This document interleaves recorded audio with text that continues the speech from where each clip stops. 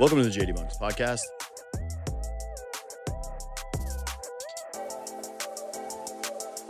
Another one of those days where the show is going to be a little preempted by Canada hockey. Second time it'll be against the Czechs, where I'm going to have to scramble out of here and go watch the rest of the game. I'm not overlooking them. I know Canada pumped the Czechs. I know they ended up losing to Switzerland in their following game, and there was a big discourse amongst at least my friends of, what's up with the Czechs? Did we overestimate them? Did we think that they were too good? I think they're good. Pasternak was a little quiet in the first matchup. I would anticipate that we hear a little bit more from him. So I want to make this very clear. Not overlooking. Could Canada lose? Absolutely. Am I afraid of it? Of course. I don't think you're a sports fan if you don't at least consider the possible loss outcome. That said, this isn't the USA's matchup against Sweden. They've got a pretty... If you would have gotten this path from the outset of the Olympics, you would have said, hey, Canada's going to get the Czechs. They're going to potentially get the Finns, and that would lead them to a gold medal matchup against, very likely, the Americans or the Swedes. That's something that you probably would have signed up for. Weirdly today, though, we still don't, I think we don't really have a concrete lineup, but we know pretty conclusively at this point, based on the way that Canada is deploying their players at skate, is that Morrissey's still not going to play, and that Sam Bennett looks like the forward who's out because he is banged up, which to me, I'm a little bummed about. I hope that he can get healthy. I know you do the thing in hockey a lot of times. It's like, don't mess with the winning lineup. And this guy obviously was an extra forward coming here. And so there probably isn't as much urgency for the coaching staff to get him back in if things are going well. But by my accounting, through my eyes, I don't know how many forwards have actually looked more competent in the bottom six than Sam Bennett in this tournament. The ice time that he's getting, to me, he pops. He brings that Canadian element that we all love so much, which is a guy who's going to finish his checks and play extremely hard. He's a big game player. I want to have him in there for the following few games. And so to me, there's more pressure on Canada in this game than there is on the United States against the Swedes. Like, if you're the United States and you lose to Sweden, you can justify that. You can say, hey, we did everything right. We dominated our bracket, and we ended up with a tough bounce in the quarterfinals. We lost to Sweden. It happened to be in the quarterfinals. That makes it feel unacceptable, but you could lose to them and have it not be a complete disaster.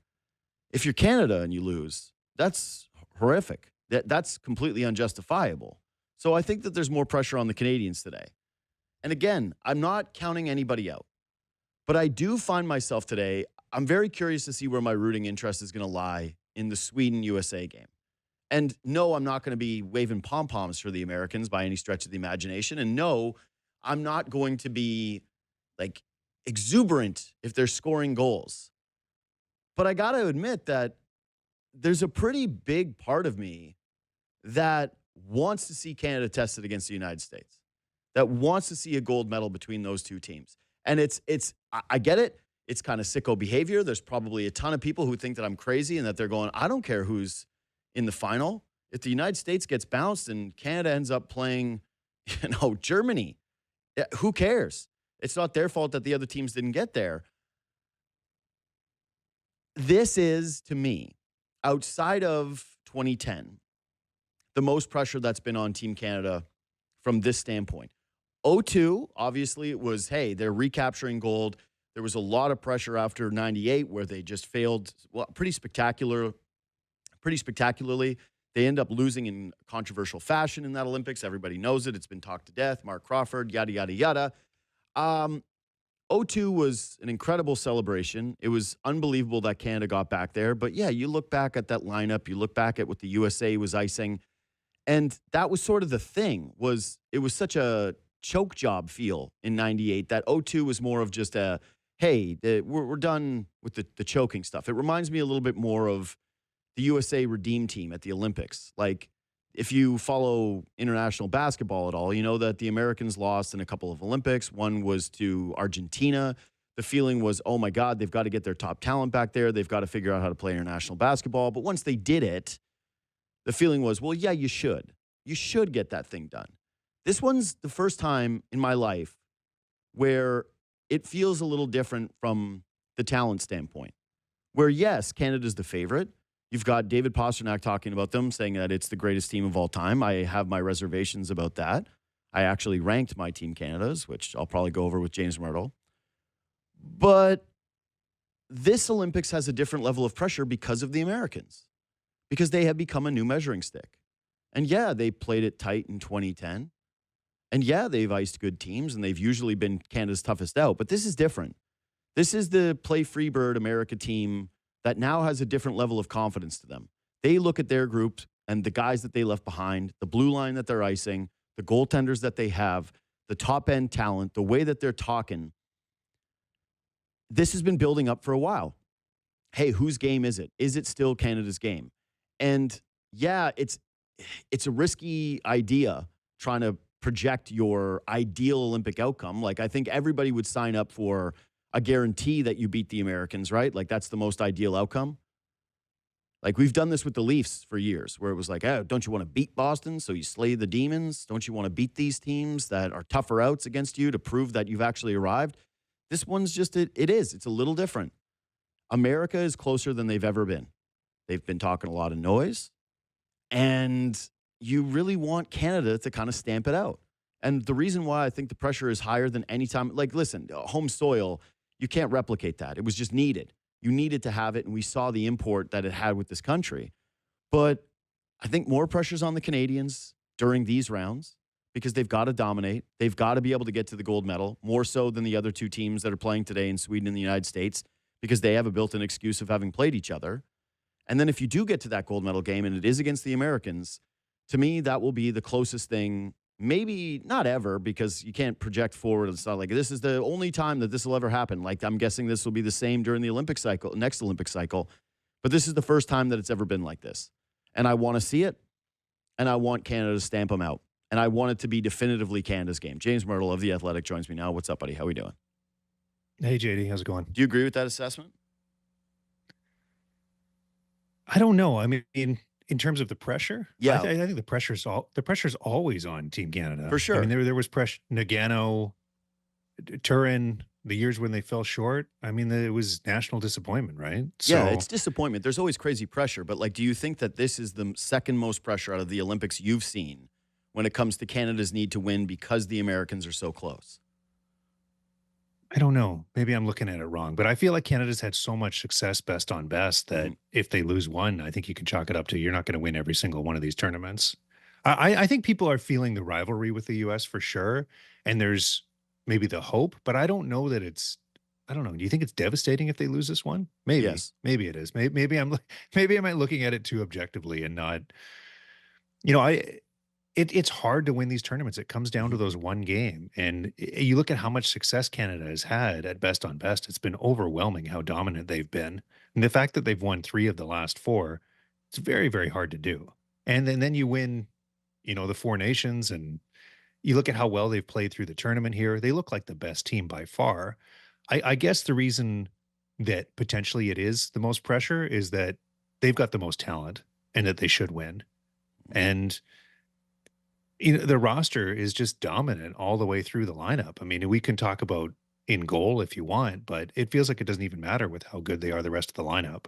So I get what you're saying about 3 of the last 4, and that it's really hard to win these tournaments, and that in a vacuum, if you lose an Olympics, it shouldn't be the most devastating thing. The difference with this time around is, one, the gap between those games, right? It was 2014 the last time they played in the Olympics, and now we're in 2026. And so the feeling for me and what we've been discussing, and this has been a conversation that you and I have had, this is a conversation that I've had with a ton of my guests, this is something that really perked up during the 4 Nations tournament. I think that more the reason that the 4 Nations tournament had the added tension was that we started getting hit with the tariffs, and it was like an extremely political time where everybody wanted to have, like, look at what ended up happening with Wayne Gretzky in this country. Like, people turned on him. A lot of people turned on him because it was so unbelievably tense. But you look at the World Junior tournaments, for example, where Canada has been very, very disappointing the last few years. And a lot of the conversation around it is, hey, are we still developing guys the same way? Hey, what's up with Canada's programs? Hey, are we losing our Canadian identity when it comes to hockey? Yeah, we're developing great players, but are we developing great teams? You look at the women. Right now, they've lost 7 straight to the Americans, and they got skated out of the arena in the last matchup. And I don't know how you're feeling about that matchup, but I'm looking at Thursday saying, if Canada wins that game, that actually would feel a little bit like a miracle to me at this point. Like the way that those two teams have looked in contrast to one another. There feels like there's this real tipping point right now of, hey, it's not only maybe Canada's just not as dominant, we can accept that. Hey, the rest of the world is caught up, that's okay.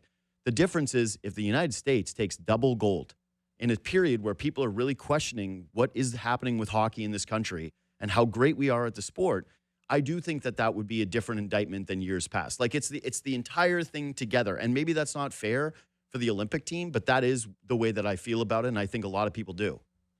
The way you're talking about it, it's almost like there's not pressure on Canada to win. There's pressure on Canada not to lose to the US is the Yeah. way it's, you know, like if they lose to Sweden in the gold medal game, that it's not going to feel the same way. It would Not, feel I it guess wouldn't feel as bad. It wouldn't feel as bad as losing to the Americans. There's no doubt about that because the Americans are definitely the number one nation in terms of like, hey, we're taking this over. This is becoming our thing. we're going to have to get comfortable with that idea because, you know, all the talk about development and everything, we haven't seen that fully play out yet. Yep. Like all of the minor hockey numbers are on the rise in the US and all of these places that didn't used to produce players. That's a fairly recent phenomenon. That's like the last 10, 12 years. Those kids are still coming. Yep. So there's a world where we did a projection last year before the Four Nations. There's a world where there's more Americans in the NHL than Canadians for the first time ever next 7 or 8 years. This season's the first time ever there's more U.S. goalies than Canadian goalies in the league. Mm-hmm. U.S. goalies have played more games in the NHL than Canadians. That's never happened. That's never happened at any position ever in the history of the NHL. So it's starting to happen. And I feel like you're right. I mean, if you put it in the political climate and you talk about it being a Canada versus US kind of situation, there's 100% pressure if we get to that point. We're just not quite there yet. I'm not prepared to say that that's for sure the matchup we're going to get in the final. It looks like that's what's going to happen, but let's see what happens in the games today. I mean, Yeah. this podcast might be obsolete in An hour. 3 hours or Yeah. whatever. No, Yeah. it's going to be. But the reason why I'm bringing it up is because there's a couple of different things. One is David Pastrnak, his quote of, hey, this is maybe the best team ever. And two is because the Americans did draw the Swedes. And that as much as this podcast might become obsolete because Sweden ends up beating the United States, it's basically impossible not to think about what the potential outcomes are going to be now that they've reached the elimination phase. Because the first 3 games in the round robin, they face some teams where, listen, the Swiss always play them tough, and the Czechs were, I think, projected to play that game a little closer than it ended up being against Canada. But that's more fun. Like you watch those games with a little bit of, hey, these aren't going to matter because Canada's obviously going to get to the next round. And this format, I wasn't even aware of until you told me that teams didn't get eliminated in the first round. And I'm not really sure. Has it always been that way? Or was this just like, so they made sure Italy was going to make it to an elimination game? Like, I'm not really sure what ended up happening. I don't know why they, yeah. Well, those qualification games yesterday ended up being a big waste of everybody's time. So Yeah. I think that I wrote before the tournament, I think the round robin should be longer. There should be more games against the best teams in Agreed. the tournament. Canada should play Sweden and the US in the round robin. Totally. And there's a way to do that. That's what they do on the women's side. There's a way to make it happen. But yeah, I looked at 2014 in Sochi and it was this way. This was the way the format was. It's been so long ago. I didn't look through all of the different Olympics, but this is typically the format they like to have. And with the 12 teams, I feel like Italy and France, like we saw what they can do and they were going to lose every game. Why do they get another game that doesn't mean anything? The only impact it's going to have is that it kind of tires out some of the teams involved, right? Like Dostal had to play yesterday and then he's going to play against Canada and that could potentially impact the quarterfinal. That's like really the only impact of that. So it's a crazy format. Canada hasn't really been tested yet. And they might not even get tested today in this game against the Czechs. I mean, the test could potentially wait for them. I mean, it looks like the semis probably is where they're going to get a test. It's probably going to be either Finland or Sweden. So it's or Switzerland. Yeah, I guess if you think Switzerland's going to beat the Finns, then they can get Switzerland. But I'm saying that if Sweden wins their game, they in the bracket. They play Canada or Canada. Yes. It's because they reseed for the semifinals. See, I still don't know that. They Yeah, okay, so reseed. Sweden's the 7th seed Yeah. because of the way everything all the crazy things that happened in the Yeah. round robin. So if they beat the US, it's Canada, Sweden in the semis. And the other side of the semifinal is Finland or Switzerland against Slovakia. Okay. That would be very anticlimactic if it ended up being Sweden versus Slovakia for the gold medal. I think that would be a loss for almost every hockey fan outside of those two countries. Yeah, we did, McIndoe and I did a ranking yesterday of all the gold medal possibilities, and there were 14 of them, and that Mhm. was right near the bottom. So, Yeah. Horrendous. Like that's just awful. And it's and definitely possible. Sweden and Canada can't meet in the gold medal either with the Yeah. way that things are lined up. So Yeah, I didn't know that. it's a weird situation. You Maybe know, I if you should be want doing more Canada research. well, the format is so complicated. I wrote an explainer of how the format works on the weekend, and it's our most read story of the Olympics, just because everyone's Googling what the heck is going on and who is playing who. Yeah. See, I take more the approach of like play it as it lies with Team Canada. Like I don't really care. Once I found out that the format was goal differential in terms of getting the bye, I was rooting for them to run up the scores, which also I got to tell you, I don't know if that's the healthiest way to be determining things either. Like I would kind of rather have it be a situation where you're outlining it where it's like they do play more round robin games and it is based on your record and then having like a little tiebreaker go to somebody figure it out. I don't know. I don't know how you make the tiebreaker happen probably without goal differential, but there is I know that this is like the way in soccer and people go like who cares? It's high-end sports. This is what happened. But you're looking at that France game, for example, with Canada, where McKinnon takes that hit and the game starts to get a little chippy. And Canada still kind of feels the impetus to be going, well, we got to push the pedal down on you. We got to keep beating down on this poor little French team that has absolutely no talent. And you're thinking, maybe there's a better way than watching absolute blowouts against the worst nations when Canada's stacked in there. Finland just blew Italy out of the water. I don't know if you saw any of that game, but Didn't. it was 11 Yeah, nothing, I saw the score.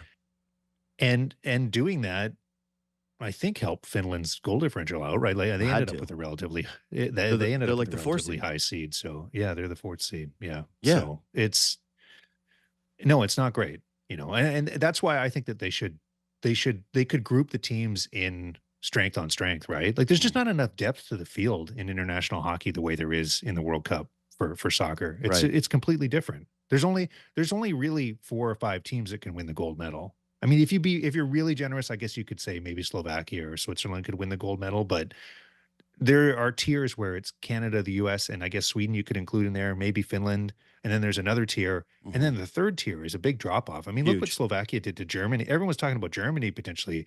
Germany has 6 NHL players Mhm. and 2 guys in the AHL. Like it's Draisaitl and Grubauer and Sider and not much else.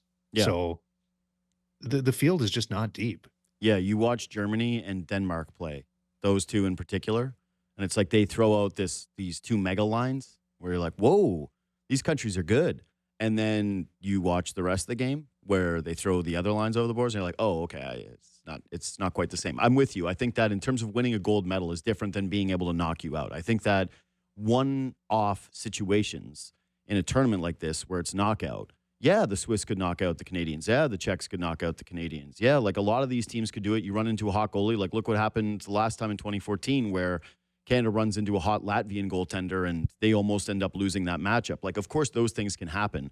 But your ceiling of winning multiple of those games in a row against the top tier competition, you're right. There is a pretty significant drop off. And there still are teams in the tournament that I think belong there. But yeah, it's tough to watch Italy at these games or France at these games, those two teams in particular, and think like, hey, there's really any measure of meaningful talent or meaningful growth happening with those two countries. So actually, this is just a quick side conversation to this, but I did want to bring this up to you. If you're the NHL and you are looking at this format and you are looking at these games and how, man, international hockey just feels so hot right now. And this is not to me like a Winter Classic situation where you can really overdo it by having it be biannual, right? Like the NHL's plan should be we're doing some form of Four Nations moving forward. We're going to make some World Cup of hockey. We're going to have certain teams involved. Would you make the field super deep or would you try and tighten it up so that it does feel a little bit more like the Four Nations tournament where every game feels weighty rather than what we have right now? They're going to tighten it up for sure. It's not going to be 12 teams. I Mm-hmm. mean, I don't. What do you do? The 8? challenge they have. What's that? What do you do? 8? Yeah, I think 8 would be okay. I don't know what they do in terms of getting the European. Like you look at the Czechs, and they've only got 2 NHL defensemen. So if you're shutting down and doing a World Cup mid-season for the NHL, how do you get the other Czech defensemen away from their? They have to Yeah. have some agreement with the IIHF, and like I said, the field's not deep. But like, how's Germany going to ice a team? They can't ice an NHL caliber team. So I think max you can probably do is 8. There Yeah. were complaints from players with the 4 nations. The Czechs were upset to be left out of that, and understandably. But I mean, you look at how well Slovakia's played in this tournament. Slavkovsky really carrying them. They have a high percentage chance to play for a medal right now. I think you have to have Slovakia there. Switzerland's come on a lot. It's probably the Czechs, Slovakia, Switzerland, and Germany would be the teams that you would want there that would be competitive. And even then, you're getting thin by the end of that. So I would do it where you make the world championships have seeding matter for going into who those bottom teams are. Like you pick 6 teams, because I'm assuming Russia is going to come back into the fold here fairly soon, right? Like the way that Gary Bettman's talking about it, they clearly want to have an avenue for them to return to international competition. And I don't know what the runway is going to be for the Olympics, but I would guess that it's going to be shorter in terms of the NHL getting those guys back into the fold. The way that I would do it personally for whatever the World Cup is or whatever they're going to brand this thing that the 4 nations become is you have 6 teams that are basically automatic bids, or maybe even it's just the 4 nations that you give the automatic bids to, or whatever, however you end up doing it. But you have certain automatic bid countries, which include the major powerhouses. And then at the World Championships during the off seasons, like tough break if you don't get your NHLers there because they're on a Stanley Cup run. Like if you're Germany and Leon's playing for the Edmonton Oilers still and he's not going, like that's too bad. You have it where that seeding actually matters for who the other teams are, because you can't have it where it's just like these are the 8 teams year over year over year and you're excluding the rest of the hockey world. You have to have an avenue, much like the World Junior Tournament, for other countries to jump in. Like you can't just simply say, hey, Latvia, you're out when this is your country's national like favorite sport, and like completely eliminate a future path for them to get back. You can't do the same thing to Germany. You can't do so I think you have to have at least a couple of bubble teams that can get relegated out of the tournament so that it's basically the same way as the juniors, where if you lose at the World Cup or you end up in those 2 relegation seeds, you automatically can't be back the next time that they host the tournament.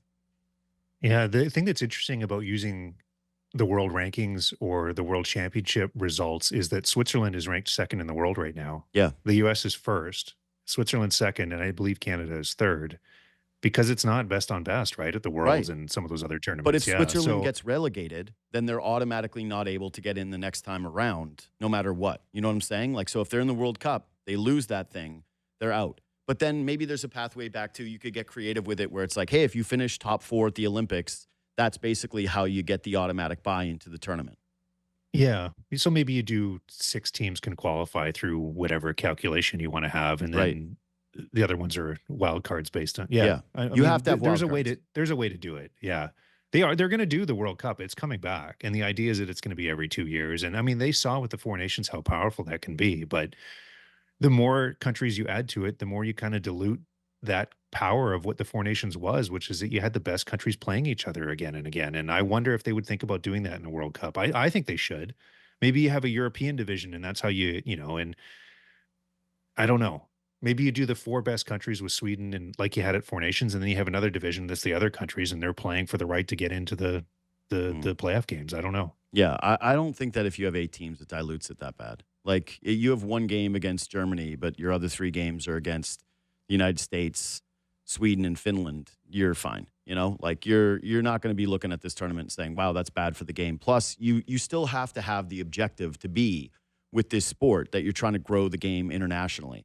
And if you just cap it off and say, all we're doing is because we just want to see the best teams and it's the best 6, the best 4, I think you're doing yourself a disservice in terms of international interest and trying to grow your stars as brands across multiple countries. Like that, I read yesterday I had a guest on, Orrin Weisfeld. He wrote a book on Team Canada basketball, and he shared an anecdote about how when he was in Greece, he was in a cab with a guy talking basketball, and the guy loves obviously Giannis Antetokounmpo because he's the face of Greek basketball. but how an international game against Canada made him fall in love with Shea Gilgeous-Alexander as well. And like that still Mhm. has to be the primary objective of that tournament, is like creating fan interest around the globe in your stars from other countries, not just within your own. I agree with you, but I look at these Olympics and there's a world where Canada plays the Swiss, the Czechs, and France in the round robin. Then they play the Czechs again in the Yep. quarters. They could get the Swiss in the semis again. And if they lose that game, those are the only teams that they played at the Olympics. And we waited 12 years for this. And Yeah. that's what they have to avoid, is that there has to be at least a little bit more of the very best teams playing each other. So So, anyway, we kind of yeah, beating this into the ground, but sure. it's great to grow the game, but that can't be at the expense of the tournament. And I think there was a little bit of that at these Olympics here. Yeah, there definitely was at these Olympics. I'm saying though, if you eliminate 4 of those teams, like there was 12 Yep. teams in this tournament, you just eliminate the bottom 4, and immediately the contest becomes far more entertaining, and you basically make it a guarantee that 2 of your games in the round robin are going to be against some of the best hockey nations in the world. All right, yeah, we're done with this one. So it sounds like the way that you were speaking earlier, like, yeah, this team is so talented, and of course the goaltending stuff. I certainly got afraid of the goaltending stuff when Binnington let in that second goal against France, where I went, whoa. I need that one back. Like, if that one happens against a good team in a tight game, that's going to send this nation into a spiral. But you're buying the unproven narrative thing to me, because to me, there's like a tipping point with that where you go, God, the second time I said that, but where if you're beating these teams this badly, you're kind of proving something. Yeah, no, I think that that's fair, but I think you're also proving that the depth of the field isn't very good. Like, I just don't think those teams are that good. You look at the NHL talent, like I said, there's 2 NHL defensemen on the Czech team. So if you beat the brakes off them and beat them, was it 5-1 or 5-0? One of the games was 5-0 and one of them was 5-1. You beat them and you look great doing it, but on paper, that's what you should do. Like, I don't know that Canada has overperformed what their lineup is. Do you? Like, do you think that they've played better than what they should be in these I situations? would say that they have slightly overperformed from the standpoint of Macklin Celebrini looking like the player that he's been in the NHL this season, stepping out onto the major stage and being this much of a contributor is huge for them, right? Like, it's just like, holy crap, this guy's completely unbelievable. I would also say that outside of the one Binnington goal in particular, like he's made the saves throughout the 2 games, and that Logan Thompson actually looked really good too. So if there was some kind of a weirdo game where Canada needed to win like 6-3, 6-4, and you felt a little shaky in net, I don't think it would be the wildest thing to turn to Thompson and say, man, you looked so sharp. We're good with that. My only thing with the unproven angle is in pro sports, what we do now is like we have DVOA, right, in football, and we look at strength of schedule and we say, hey, how do you determine who a good team is? Well, usually it's based on how they gap themselves with a bad opponent. And I know that's different in an international tournament where the teams are like have such a large discrepancy between them. But I just can't help but feel like the way that Canada looks against these teams, how they've just completely dismantled them, that they're proving something. Like, if it's an unproven team, right? I think about the New England Patriots that just made this run to the Super Bowl, and you looked at all their underlying numbers and how they were winning games, and you went, this is a little unproven to me. It would be that way if Canada was winning these games and they were underperforming but still getting the results. Then I would say, yeah, they haven't really proven anything yet. They've got to be able to beat one of these good teams and show me a formula where it works and has success. But because they're just dominating, and because, like, again, they're proving it with the best players on earth who are playing up to their skill point, I would just be way more shocked if they got into a game against the Finns or the Swedes or the Americans and all of a sudden they looked like nothing close to what we've seen these last 3 games. I mean, though, it's such a weird sport, and when it comes down to a single game, Of all it course. takes is a goalie, and there have been some games in this tournament where the shots have been like, what was the Canada Sweden or Switzerland women's game? The shots were like, what was it, 50-8 or something like Yeah. that, and it was a close game. I mean, that can happen in this tournament. That's what happened against Latvia, and everyone talks about that, like, oh, you need to have Latvia in the tournament because they almost beat Canada, and it's like, did they? Like they almost had their goalie stand on his head. And I mean, that could happen. I mean, that could happen in this game against the Czechs here that that's going to start here soon. Yeah. That could happen in any of these games. So, I think the fear is that Canada could dominate. The score could be close. And then you have a Binnington kick save into the slot Sure. like he did against France. And then that goal is the difference maker. But it feels like with how well Canada's playing, that's probably what it's going to take is it's going to be something that's a little bit fluky to knock them off. But That's that's what my the way point. if yeah. That's my point is that I'm not saying they can't lose. Like, of course they can lose. Like that's a very realistic possibility. They've got to play still a few games against some good teams. And also, like you just outlined it, it's a weird game with weird bounces and stuff happens. But the unproven narrative, like the idea that through these three games, when we're putting up like the biggest questions about each group, right? Like I keep seeing that sort of bandied around. What do we need to have? What do we need to be seen? And I would argue that the unproven narrative, if that's what you need to point to for Canada so far in these Olympics, that's a pretty flimsy argument. Yeah, I mean, they've been the best team by Yeah. far. Absolutely. Yeah, and I guess the talk coming into the tournament was it was going to be 1-2 and there wasn't much separation between Canada and the US, and that's not the way it looks right now. Mm. It looks like Canada has pulled away from the US. I mean, the US struggled in some of their games and they looked vulnerable. And their top end talent up front doesn't look as dominant as Canada's does. Hmm. Who's played as well as McDavid or Celebrini or Crosby, the guys at the top of the Canada's lineup? I mean, Hmm. Slafkovsky has, but no one on the US side has. So the question is are the US figuring things out and getting going, or is that top end talent that Canada has just a separation gear that no one else can match? Hmm. You know, and I know you guys you've talked about it with Sammy. I mean, I think the US has caught Canada in goal and probably passed them, certainly in terms of depth. And they've caught Canada on the blue line. I mean, I think you could have a real debate about which blue line is better at this event. The forward group, there's no debate right now. No. You know, even with Eichel and even with the pieces that the US has, Canada's group is just so much better right at the very top than the US is. And, you know, we all know Austin Matthews and what he can do, but he's not in that upper echelon right now with the injuries and with the way that he's played the last 2 years. And it's not a shock to anyone. And it's been interesting seeing the American commentators and the American fans being like, what's going on with Matthews? And Hmm. yeah, I mean, this has been who he's been for 18 months. So with that being the case, they don't have an answer for Canada. And I think that if they do get into a gold medal final, the US is going to have to use their strengths, goaltending and defense, try and keep it a low scoring game. Because if it turns into one of those shootouts you're talking about, I don't like the Americans' chances. No. It has been interesting watching the Matthews discourse there. And he and Suzuki have been the two faces of Canadian guys getting in the mix when it comes to people having conversations. And we're doing the dumbest thing that I think I've ever seen in terms of hockey discourse, which is like using these charts to determine who's been great at the Olympics through 3 games. When it's like every person I talk to that does this privately says, well, these small data sets, it's better to actually use your eyes than what we're doing. And I actually blame The Athletic because you guys started to do those like Leaf game breakdowns. Remember, it was like after the game and your writers would put together like the analytics for everybody in a 1 game sample. And they would put those out there and be like, this is how the guys performed. And I do think there's a large portion of hockey fans who have like a complete inability to have a position on watching just watching the game and taking what they see and saying that this is how I feel without having that little data set to support whatever it is their argument. But yeah, I've watched the American games and Matthews has, I think, largely been fine. Like, I think he's been, good. He scored some goals. I wouldn't say that it's been like a dominant seal up performance, and maybe he has that through the rest of this tournament.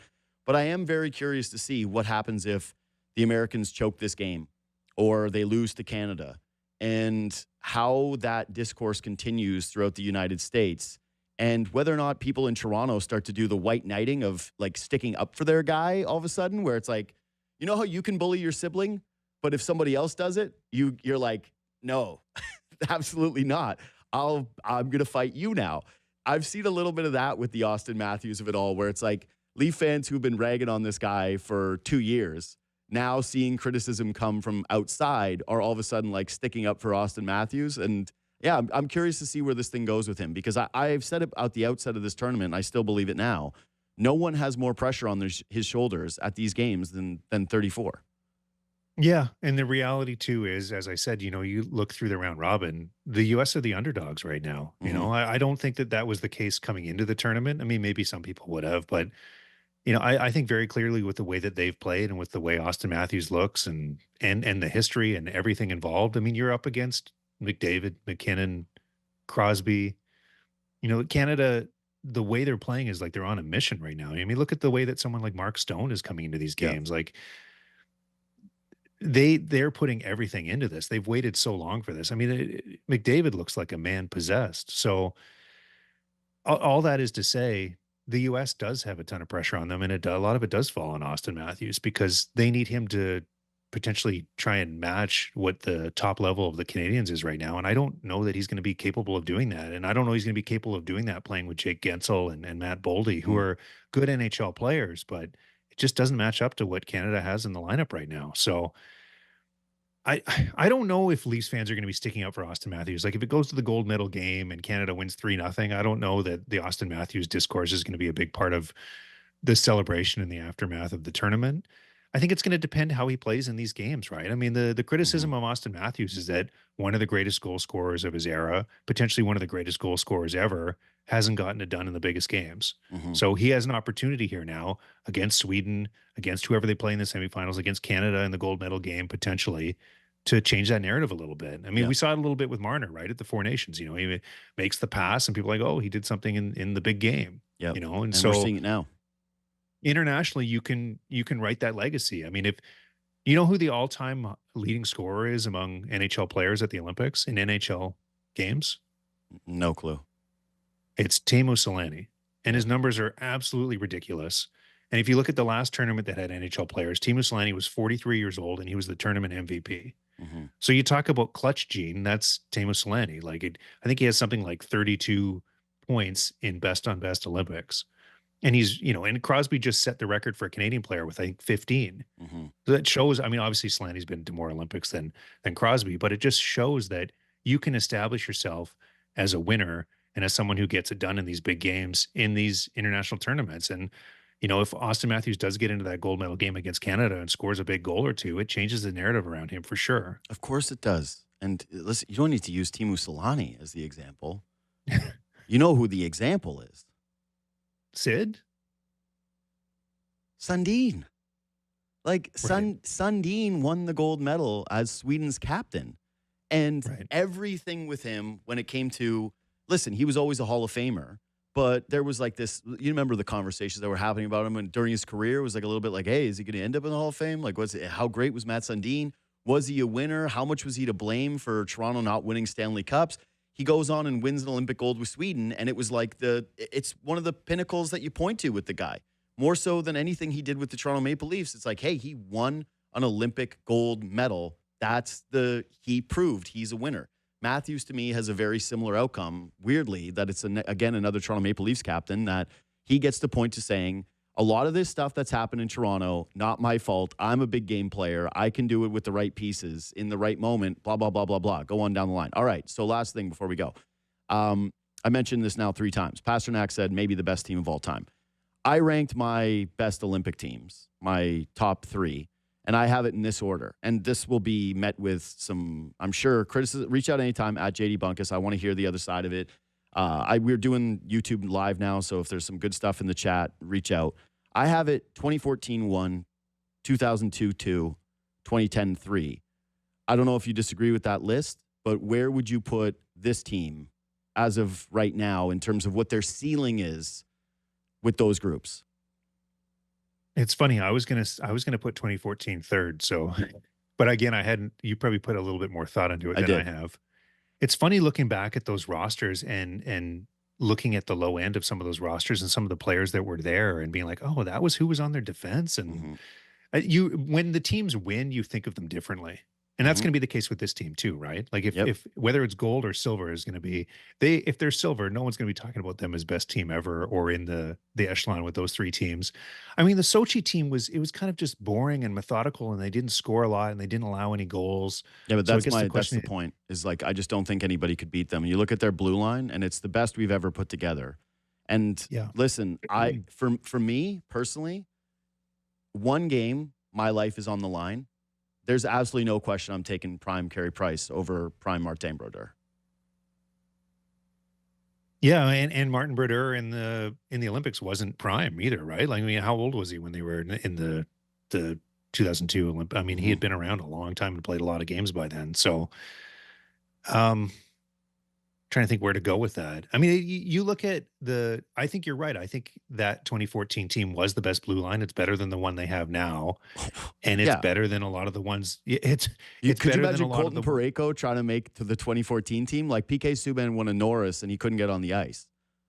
Yeah, and I mean, you look at what happened in Nagano and Mhm. Turin, and then you look at the blue lines that they took with Adam Foote and some of these guys, and it's like, oh, I can see why they had trouble at the Olympics. And it's interesting that the evolution of the blue line kind of peaked in 2014, and it's come Yep. down a little bit. Then I'm tap dancing here. I think this team has the potential to rival for the very top. I mean, Same. if they blow the doors off everybody going the whole way, if they beat the U.S. very convincingly at the end, then absolutely, I think that it's on the table for them.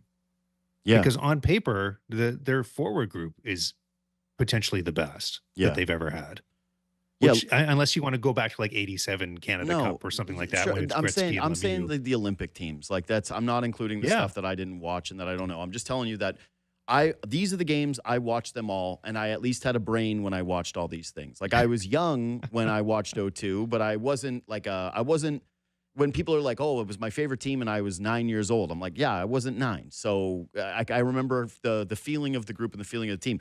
You also have to do the thing where it's like it's not just the names; it's where they were at in their career, right? So a 36-year-old Mario Lemieux on the '02 team, like you don't get to say yep, like he's Mario Lemieux the same way you don't get to say Sid on this team is Sid. Even though Sid in this point of his career is more impactful than Mario was at that point of his career, even though Mario was 2 years younger. I just look at 2014 in terms of the amount of guys that were in their prime, how good the blue line and the goaltending was, and the feeling that I had watching those games where that was the first time the Olympics were just, like you said, boring because you went, there's no way anybody is beating this team. And I feel like they could win the most variety of different ways. It was the most guys in their prime. It's the best I think that they've been in net. It's the best that I think that they were on the blue line. They had Sidney Crosby in the middle of his prime as their best player. Like it's a really, really, really good team and a very, very overlooked team. But you're right. I think that this group, based on the forwards, it's insane to say that their peak is that because if you thought like Carey Price or Martin Brodeur, right, those two guys versus Binnington and Ed, or these blue lines versus this blue line, where I think that there's a pretty significant drop off between '02, even 2010. Like all the blue lines that Canada's ever had compared to this one are laughably better. Like, and without a doubt, conclusively better than what this group is. But it speaks to how great the forwards are. And honestly, a lot to do with Connor McDavid, where you're just like, this is almost one of the arguments for him just being, when people are going to try to put points or shoot holes in his resume as the greatest player of all time because they ultimately do the Stanley Cups. Like when I look at this roster and I think like, wow, they have the potential to be the greatest Canadian team of all time. A huge part of that has to do with that they have Connor McDavid in his prime on this team and what he does shift in, shift out. yeah. And then you think about look at the season that McKinnon's having, and Yep. he's likely the Hart Trophy winner, and he hasn't even fully got going in this tournament, and they're playing him potentially on the third line. Crosby with how good he is at his age, but not only that, I wonder if you go forward 2 or 3 years, maybe by then Celebrini's won a Hart Trophy, and we're looking back at this and saying this was just an embarrassment of riches that they Yeah. had, four of the greatest Canadian forwards ever all together. Even though Celebrini was young, he was already. I mean, I think you and I were texting about this the other day. I think Celebrini's already a top 10 player in the NHL Well, at yeah. 19. Yeah. That's how good he's been. Maybe top five. Yeah. I was going to And say if the that's Sharks, way more the conversation than top 10. Like imagine doing a draft of top 10 and you're watching this kid's season and you don't take him there, you'd be fired. yeah, I mean, like overall, Yeah. like Mizrim against Kucherov and Sure. everybody that's up there in the scoring race and everything. But you look at who Celebrini's playing with night to night and that team that he's got there, and he's willing them. If they make the playoffs, he's going to get a lot of Hart Trophy votes. It's Mhm. going to be, I think that's probably the only thing that can take it away from Nathan McKinnon right now, Yeah. is if Celebrini stays on this ridiculously hot pace. And he's putting up one of the biggest separations ever between his next closest teammate and any play. I sent you an article. I don't know if you looked at it or not, but it had a ranking of over the last 20 years in the cap era of players that have been that much better than their next best teammate. And he was Mhm. first of any player in the last 20 years. So all that is to say, we could look back, like I said, 2 or 3 years from now. Yeah. And if Celebrini is the second best player, if he's challenging Connor McDavid at that point, we're going to look back at this tournament I don't know if I want to call it his coming out party because he's had such a great season, but it is, I think, for on like a bigger, grander international stage where Celebrini is saying, I'm one of the best players in the world. Yeah. Like when you said top 10, I guess if you threw in all 10 and you were like goalies and defensemen included. Yeah, like, everybody, everything. sure. But I'm just just for fun. Makar, like, Yeah. yeah. Just for fun. Like obviously everyone on planet Earth, if it's a must-win one-off game, they're taking McDavid, they're taking McKinnon, they're taking Kucherov, they're taking Leon Draisaitl. Like those four guys, no doubt about it in terms of forwards. It's like, are you taking David Pastrnak or are you taking Macklin Celebrini? I know who I'm taking, and it's not David Pastrnak. Yeah. No, I mean, I was going to say top 5, but I didn't want to be accused of overreaching on that. And well, it's but a, I know it's a bit of an overreach. He's right there. Yeah, Makar would be ahead of him. You'd be talking things like, which defenseman, like if you would needed to win one game, are you taking 19-year-old Macklin Celebrini or are you taking Jacob Slavin? Like, yeah, it's like there's definitely convos Quinn that you Hughes. Would have. Yeah, I would take Celebrini over Hughes. Like, wouldn't even think about it. Be done. It'd be the draft board. Like we'd have the two guys, and I'd be like, "Yep, nope. I've seen one of them in the playoffs before, and it's an easy decision for either way." Yeah, like listen, I just he's unbelievable. And so, when I look at this team, I can't help but feel that, which is so odd given their blue line and their goaltending, and those two things being such hallmarks of Canadian hockey over every single generation. But the forward group is so unbelievably spectacular to the point where we have to have these Nick Suzuki, Seth Jarvis, Brad Marchand conversations that I'm like, if they dominate, if they blow the world away too, my argument for them being the best would be this is the toughest pool. Like they've had the easy walk up to this point, but if they end up beating the Finns and they end up beating the Americans in this tournament and they blow the doors off the Americans, I'd be like, well, look how much better this American team is than every other iteration that we've seen. Look at them versus who the 0-2 team beat, for example, right? Like, come on. Yeah. You got to give them the tip of the cap. All right. We got to run. Thanks for making the time today, buddy. Enjoy the game. Thanks, JD. See you, pal. James Mirtle of The Athletic. So just to wrap this up, I do think that there's more pressure on them. I really do. There's always a ton of pressure on the Canadians. So if you isolate each moment, it's the same. That's the baseline always is, hey, well, we are number one at hockey. This is our sport. Everybody tunes in for these games. It's a huge point of national pride. They put the best players on planet Earth on the team. Get it done. They lose. It's a major disappointment any year, any era, whatever it is. Like, try to put yourself back in 2006 watching that team and how unbelievably gutting it was to see them just not look like they were up to the standard of Russia. So, no doubt, pressure year over year. And I actually don't think that this time around, the political climate stuff, maybe if they face the United States, that'll perk up a little bit more. But for me, I don't know. I view it more as like we got our own problems in this country, and a lot of people are kind of more moving towards that than blaming the United States for all of our ills. So while it was that way at Four Nations, I do think that that's tampered down to a certain degree. I don't know. For me, my orbit, that seems to be the case. I'm not saying that is for everyone, but I can't say that it feels the way that it did at Four Nations. But just from the standpoint of this American team coming off of Four Nations has generated far more interest in the sport south of the border when it comes to voices who are opining on this thing, that this is now become a lot of people looking at the American team with a lot of excitement in that country saying, we might be the best, we might be the best. Look at our team. And Canada having not a ton of success internationally without their best players there. When it's been the juniors, not so great. We watched the Women's World Championships. They got caved in. They might get caved at this Olympic Games. You're looking for something to hold on to, and this is sort of the last one where it feels like Canada can still have material dominance over other countries when it comes to the sport. And to James's point, this doesn't look like the future is trending towards more of this for Canada. It feels like it could be less of this for Canada, and that's why the pressure is extremely high, is you want to be able to stamp this one down, prove to the rest of the world, and sorry, the Americans, that you are still the best. Quick break. Mark Cuban says we don't watch sports for the sports. That's next.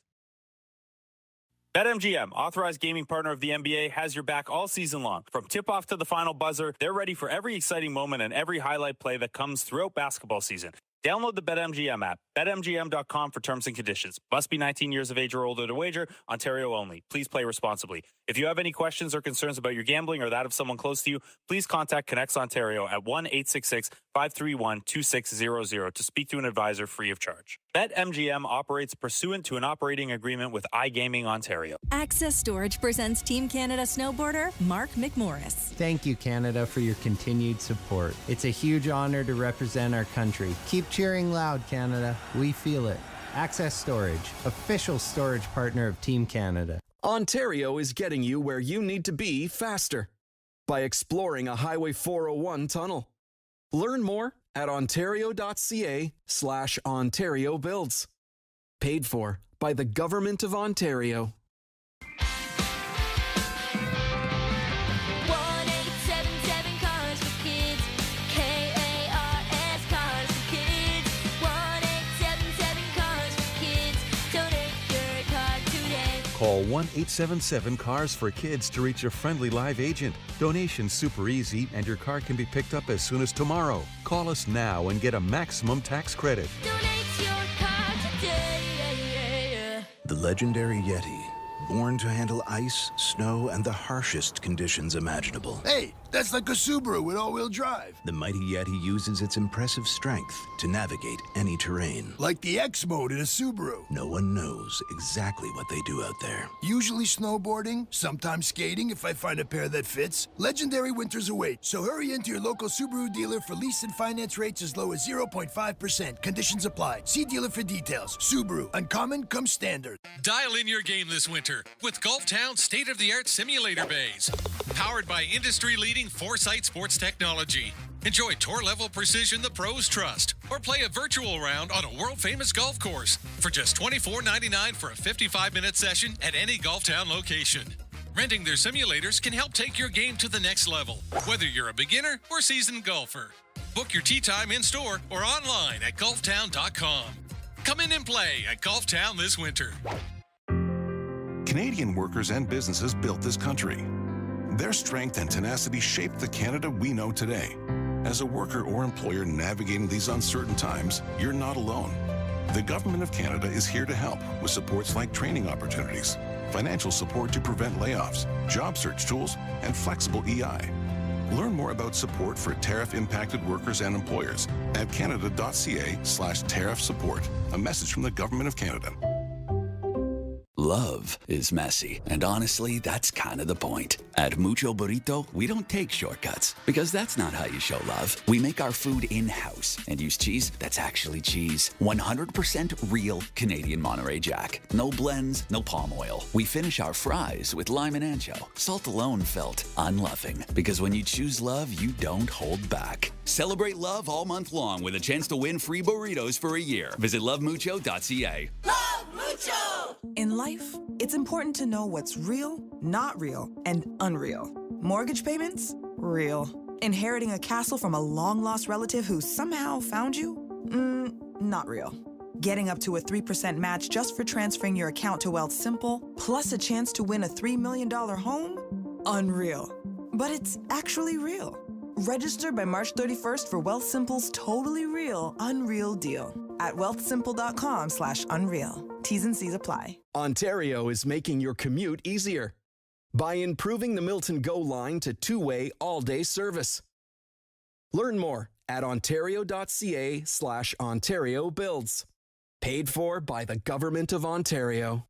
Feet again? Yeah, I wish I could find a place with real solutions for this foot pain. Sounds like the experts at Kintec. Yeah, but I need experts who actually understand my feet and how I move. That's Kintec. You know, more than a shoe store, but not really a clinic either, like Kintec. Kintec? Yeah, expert fit shoes, orthotics, and bracing, designed to relieve pain and support how you live and move. That's it, Blindmac. Kintec. Right, what you said. Kintec Footwear and Orthotics. This is the sound of a Toyota Tundra hauling a custom, fully furnished ice hut out to the lake. And this is the sound of a Tundra hauling home some store-bought frozen cod when the lake didn't deliver. Two extremes, one Tundra with serious towing capacity. Now's the time to get yours. It's time to Toyota. Lease a 2026 Tundra Crewmax SRTRD off-road from $173 weekly for 36 months at 4.79% with $5,800 down. Visit shoptoyota.ca or your Ontario Toyota dealer today. Hey, it's Nick Kiprios. And I'm Justin Bourne. We're diving deep into everything happening in Leafland and the biggest stories around the NHL. Real Kipper and Bourne, weekdays from 4 to 6 on Sportsnet, Sportsnet 590 The Fan, and wherever you get your podcasts. Sportsnet 590 The Fan. So Mark Cuban, who sold his basketball team and then put out rumors that he's trying to buy them back after the Luka Doncic trade, has decided to step in and weigh in on the tanking debate that's happening in the NBA. He wrote this via Twitter yesterday.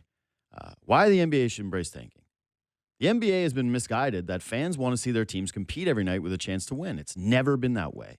When I got into the business of the NBA, they thought they were in the basketball business. They aren't. They are in the business of creating experiences for fans. Few can remember the scores from the last game they saw or went to. They can't remember the dunks or shots. What they remember is who they were there with, their family, friends, and date. That's what makes these experiences special. Fans know their team can't win every game. They know only one team can win a ring. What fans that care about their team's record want is hope. Hope they will get better and have a chance to compete for the playoffs and then maybe win a ring. The one way to get closer to that is via the draft and trades and cap room. You have a better chance of improving all three when you tank. We didn't tank often, only a few times over 23 years. But when we did, our fans appreciated it. And it got us to where we could improve, trade up, get Luka, and improve our team. The NBA should worry more about the fan experience than tanking. It should worry more about pricing fans out of games than tanking. You know who cares the least about tanking? A parent who can't afford to bring their 3 kids to a game and buy a kid's jersey for their fave player. Tanking isn't the issue. Affordability and quality of game presentation are. End of Mark Cuban. Okay, so clearly the stuff about the pricing is very clear and obvious. People got a problem with it. Live events are getting more and more and more expensive. And one of the biggest issues with the salary caps for me and the tanking is that salary caps are supposed to be put in place under the guise of, hey, we're going to make things more affordable for the fans, because if we get controlled pricing, then so will you as a fan. Yeah, that was a lie. That was a big old fat lie. The other idea is if you have a bad team and it's tanking, you're still paying full price. And if you have a league where a lot of players aren't playing, guess what? You pay to go see a superstar, and that's the way they sold it to you, and then you show up and LeBron James is a DNP for rest, or Kawhi Leonard is not playing, you're going to be pissed off. You're going to be pissed off watching G League players. So those things are clear. What I do find hilarious about this is this is just like the richest out of touch guy's take on sports, where he's like, nobody remembers the dunks. Nobody remembers the shots. You just want hope. Hope for what? That's the point, Mark, that it is, you outlines that it's like, we only did a few times over 23 years. Like, yeah, teams are doing it year over year over year over year, and they stink, and they're not getting any better. And not only that, it's being rubbed in people's faces to the point where you're like, you have to care about tanking. You don't want your team to just be good, because then you're kind of pissed off as a fan. There's no reward for trying. There should be a reward for trying outside of just an NBA championship. That everything is going to the teams that are doing this. And again, the Raptors did it. Like, I'm not saying this is like a league-wide issue, and Toronto should be... Toronto just spent the last couple of seasons doing this exact same thing. But it scares me a little bit that this is still the talk around people. This is the way that a lot of these guys think. These owners are like, we just need to upgrade the fan experience. We got to get more virtual reality into... No. People want to see competitive teams, and they don't want to have to spend 3 years in a row rooting for lottery balls rather than their team to hit those jump shots and make those dunks. Quick break. Ben Nicholson-Smith, what he's looking forward to covering at training camp. That's next. Relive the revolutionary music of the Fab Four at the Music of the Beatles with your Toronto Symphony Orchestra on March 4th and 5th at Roy Thompson Hall. Hear Ticket to Ride, Penny Lane, and more. Book now at tso.ca. Ontario is getting you where you need to be faster by building Highway 413.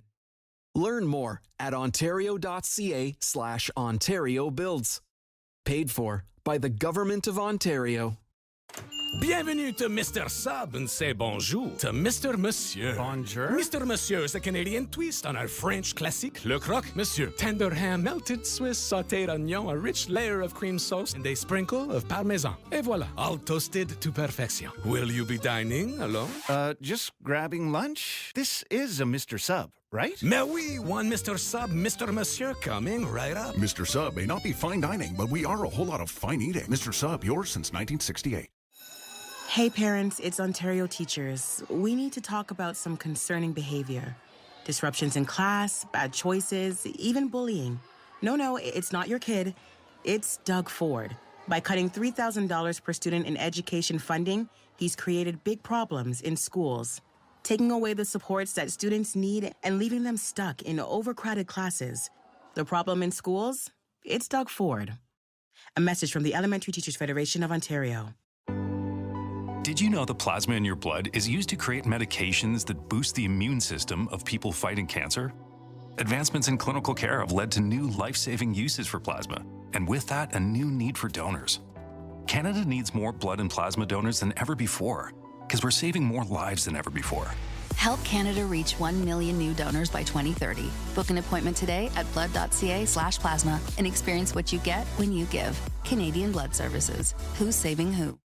Money's tight for a lot of Canadians. Life adds up fast. That's why keeping track of your money and managing it wisely helps you get the most out of every dollar. Whether you're juggling bills, keeping up with housing costs, or saving for what's ahead, we've got tools to help. Life's expensive, but you've got options.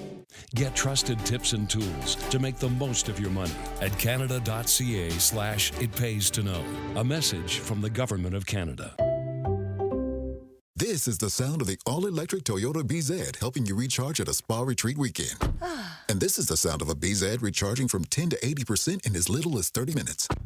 Two extremes, one BZ with high-speed charging. Now's the time to get yours. It's time to Toyota. Lease a 2026 BZ XLE front-wheel drive from $122 weekly for 48 months at 1.99% with $4,500 down. Includes a $4,000 incentive. Visit shoptoyota.ca or your local Ontario Toyota dealer today. Under ideal conditions when using DC fast charging. The Infiniti QX50 is the fastest-growing compact luxury SUV sold. At 268 horsepower, the QX50 is designed to turn heads and stay ahead of the moment. Switch up to the Infiniti QX50 Pure for $249. Lease semi-monthly at 0% for up to 39 months with $49.95 down and up to $3,000 bonus cash. Experience Infiniti at the Toronto Auto Show. Conditions apply. Available at participating Ontario retailers. Fastest-growing compact luxury SUV sold based on Desrosiers segmentation comparing total sales for 2024 and 2025. Hey, it's Blake Murphy. And I'm Matt Bonner. Join us weekday mornings at 11 as we break down all things Toronto Raptors. It's the Raptor Show on Sportsnet 590 The Fan and wherever you get your podcasts. CJCL Toronto.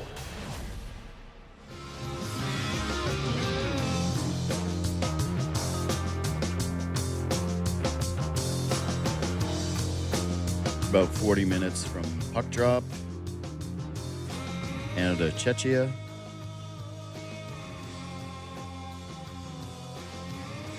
It's now reported that Luke Fox's projection is correct. Sam Bennett will not play. He is out amongst the forwards. Still no Josh Morrissey. Both those guys banged up. Brad Marchand coming in. I really loved Marchand's quote yesterday about this. He said, quote, "To be honest, coming in, I didn't think I would be in the lineup. I thought I'd be an extra guy and a voice and try to be loud and obnoxious in the room. So, I mean, I'm just proud and honored to be a part of this group. It doesn't matter if you get in the lineup or not. Everybody is just as important and has a role to play," end quote. God, I love that. That is genuinely the stuff that you got to preach to every single kid. And that to me has to be like a real pillar of Canadian identity when it comes to hockey. It's like, hey, everybody has a role to play. Not everybody needs to be the star. Not everybody needs to play the same way.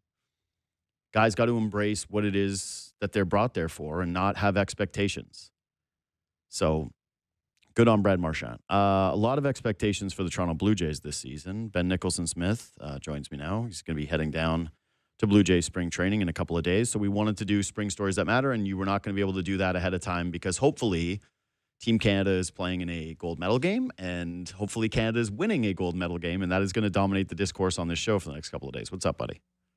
Yeah, I am definitely hoping for the same thing. Yeah. Yeah, that's the goal here. We'll be locked in on the gold medal game, presuming the Canada's in it, and hopefully we are. But yeah, in the meantime, excited to talk some baseball. I mean, spring Yeah. training is now. It's like kind of getting its momentum behind it a little bit. So getting pretty interesting. Yeah, we're here. So Shy this morning, I don't know if you saw this, but he reported Anthony Santander spoke. He said, MRIs last season didn't reveal how bad the damage in the shoulder was. Quote, it's nobody's fault. It just didn't show up. End quote. I mean, it's somebody's fault. It's definitely somebody's fault. Yeah. I would say maybe the MRI technician or Yeah. a doctor somewhere. Someone is to blame. Like, I just love that it's nobody's fault. I'm like, I can't imagine that a guy that got basically almost $100 million from the Toronto Blue Jays, who they have to be paying until I'm in the grave, that they didn't diagnose this. But I didn't get a chance to talk to you about the Jesus Sanchez trade because it happened, I think, a day or two after you had come on. But this is my major point of curiosity about, because we've delved into like what we think about him, and you can add that to this answer. But the way that it happened so quickly, I said yesterday with Ennis, that's what really impressed me about the move, is that it was a decisive course of action for the Toronto Blue Jays where they didn't sit on their hands. They didn't try to get cute with it. They identified a guy that they thought was a good candidate to go out and grab, and they just did it immediately. Yeah, I think that's great. That's the way it should be. And I also think like it shows a good read of the Houston Astros, which part of the job of a GM and of a front office is to understand how your adversaries are thinking about these things. And clearly the Houston Astros like Joey Loperfido and wanted to get out from under 6.8 million, which to the Blue Jays or Dodgers or Mets is kind of nothing, right? But I guess to the Astros, that was something, even for a hitter who's, in my opinion, very good against right-handed pitching. I mean, that's not even a matter of opinion. He has a 774 OPS for his career. This is a guy that you want in there against righties. He will help the Blue Jays, I think, a lot on pretty much, close to an everyday basis against right-handed pitching. So it's a really good addition for the Jays, in my opinion. And I do think that it shows kind of a good read on the Houston front office where they want Joey Loperfido. The Jays, I mean, we've seen, and there's still promise there. There's still some upside with Loperfido, but he has not, when you look at his total body of work in the major leagues, he has had trouble in the majors, whereas Sanchez has succeeded. So here's the only question that I haven't asked somebody about the Sanchez trade. Okay, Nathan Lucas, you know what he does? He also is supposed to hit righties. Last year, he only had 42 plate appearances against left-handed pitching. All of his damage came against righties. He had 59 RBI. He's obviously the much better fielder, and this is a team that very much prides themselves on defense. He's coming off of a red-hot run. But who plays more games for the Blue Jays this year with, like, let's take injuries out of the equation here, okay? So you don't get that caveat. You don't get to be like, oh, health will matter. Is it Lucas or is it Sanchez? Sanchez. Yeah. Yeah, I think. I mean, to me, it's like when you're I think it's going to be an interesting year for Nathan Lucas because he's more of a known commodity. So now that teams have had more of a chance to game plan for him, there's more data on Nathan Lucas. He might be hitting second at times. That's a lot different than coming off the bench late in the game. So Nathan Lucas, he was such an important part of that team last year, still an important part of this team. But I do wonder when you're game planning against him, what does that look like? Whereas Jesus Sanchez, he's been in the league for a while now. He's never had a huge season, might never have a huge season. That's okay. He doesn't have to be anything beyond what he's been already for the Marlins and for Houston. But yeah, I think Sanchez, he's a better hitter. So I think that you're going to need that in there more than Nathan Lucas. Well, the reason why I bring this up is it's actually fairly interesting in terms of their outfield makeup, right? Because they still have, like, they lose Santander, they replace him with this guy. And before the Santander injury, there were kind of these questions of, hey, how are you going to deploy the outfield? Like, how are these guys all going to get regular minutes? And during the Kyle Tucker sweepstakes, this was an especially large conversation, but the understanding was, well, clearly someone has to be removed, right? So they don't end up getting him. Santander ends up getting hurt. The outfield conversation becomes, well, they actually are still okay there. And yeah, they could add somebody, but there isn't exactly a rush to do it. Davis Schneider is going to be the one that sees lefties. Like when they want to put another bat in there for the outfield position. Miles Straw is still on this roster, and you would assume that when Varsho needs a day, they're going to lean on him to get some of those reps in center field. And so yeah, the more I looked at this, the harder it is for me to really understand what Nathan Lucas's role is going to be for this team.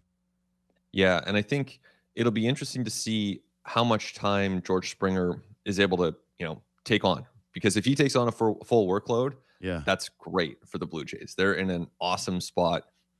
Just given how well Springer played last year, you have to have a lot of optimism that mental approach and physical approach can continue. Maybe not quite to that same degree, but can continue. Now, if Springer plays 120 games instead of whatever it was last year, 140, 150, then that leaves you a substantial chunk of games where you actually do have DH open. So does Vlad take that? Does Okamoto take that? In that case, maybe you have Barger at third base. Yeah. Now that opens an outfield spot. Okay, Nathan Lucas is in there too. So there's going to be kind of a flow to these things. And I think this is why we said this, I think it was last week, but they needed another bat. It was pretty clear to us at that time that they were just a bat short. Once the Santander news hit, it's like you start looking around. Now you have Ernie Clement has to play every single day. Barger has to play every single day. There's no time for Okamoto to take a day off. Like you have no insurance in case Springer needs 2 weeks to rest a hamstring. This is where the Jesus Sanchez deal is so important in my view, is it just added, and they could still use more depth, but it added that initial layer of depth where now you have kind of 10 offensive position players that you're good with, maybe 11, including Davis Schneider. Then you have Straw and Heineman. They're more defensive support, and that's your offense. But you needed to have Sanchez. In my opinion, they had to have one more bat.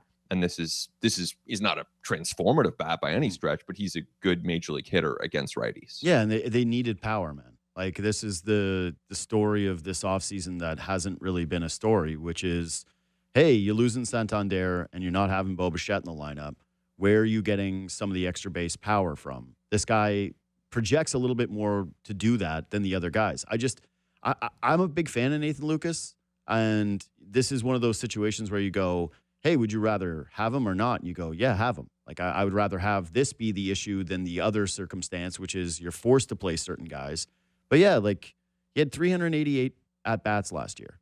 And I would guess that number is going to go down significantly this season. And it's harder for me to picture kind of what his role is outside of, all right, they are giving Sanchez a day off in the field, or he's coming in as a defensive replacement for him in some games, or Barger is playing third base and they're putting him in the outfield in some matchups and deciding that Okamoto is getting a day off and that he's playing off the bench. But it's like his pathway to playing time is not abundantly clear for me here. And yeah, listen, I don't think that he's going to have a major issue with that, but everybody's a competitor and he put together a really good season last year. And yeah, I do wonder how that's going to go. Obviously injuries are going to happen, so that will probably open up some playing time for him.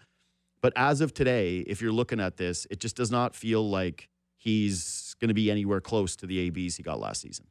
And that's, I mean, the Jays are defending an American League title. That's where they should be. They should have good players who don't have a guaranteed path to playing time. I mean, that's certainly the case with the Dodgers. The Yankees are probably going to option Jason Dominguez to start the season to AAA.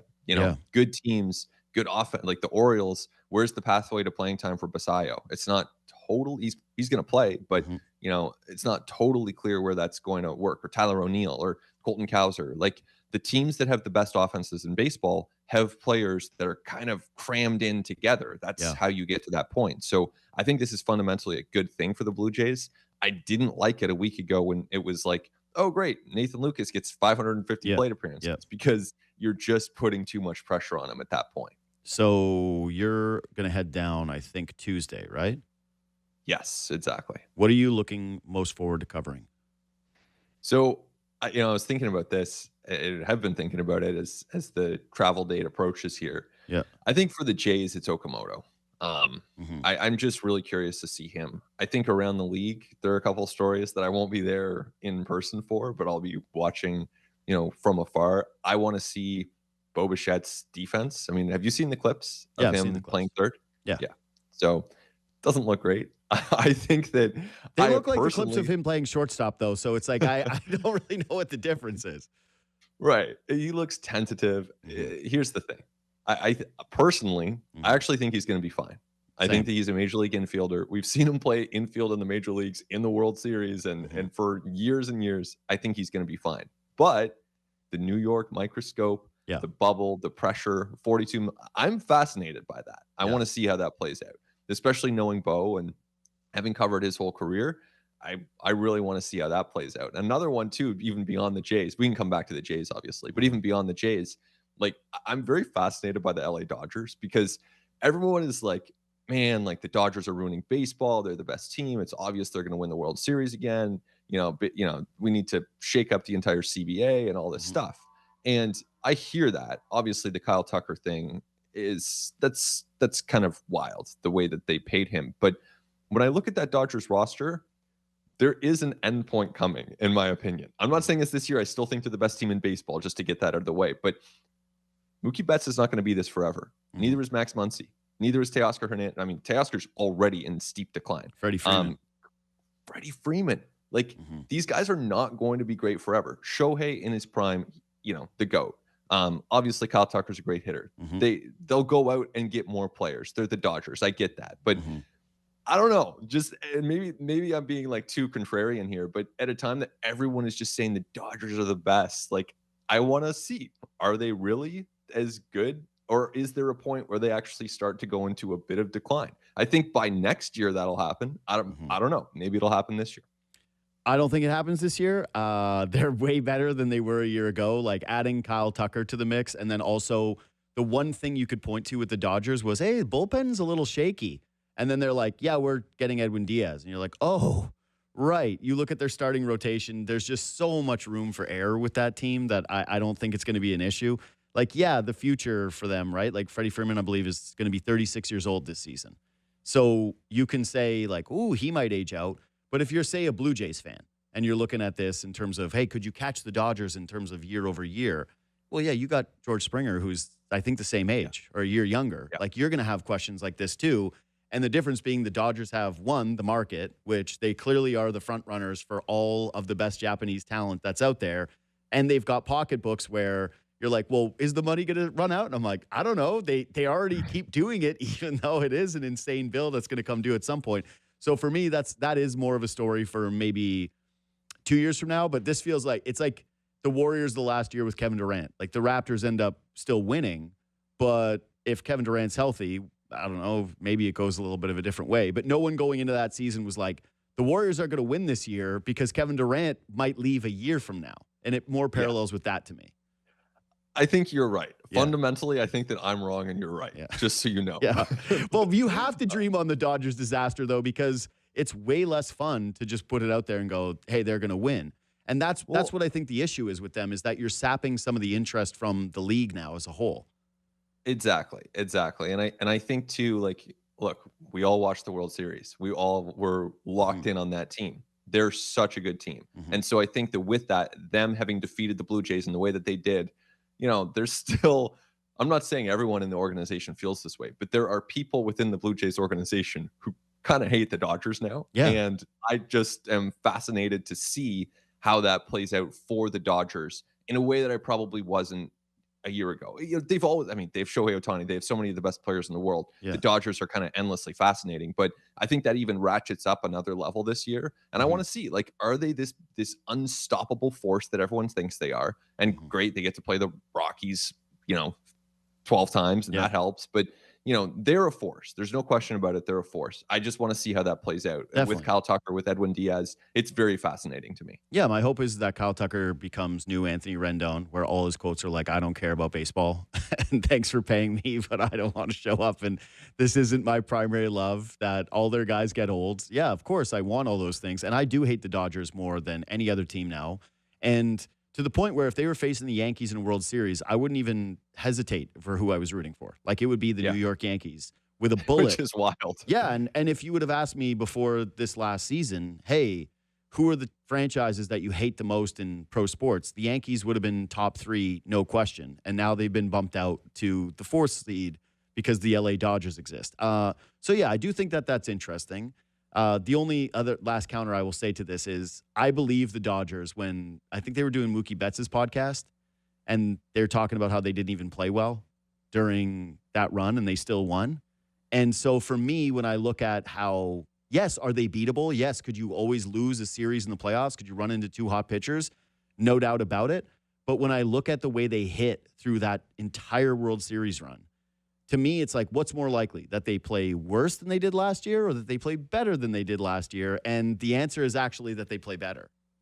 Right. I mean, here's where I'll bring it back to the Jays and say, Yeah. you're always playing against someone. So Yeah. if you play badly, that's probably a credit to your opposition. Sure. The opposition's job is to make it look like you're having a bad series. So from that standpoint, good job by the Blue Jays. They did a lot of things right.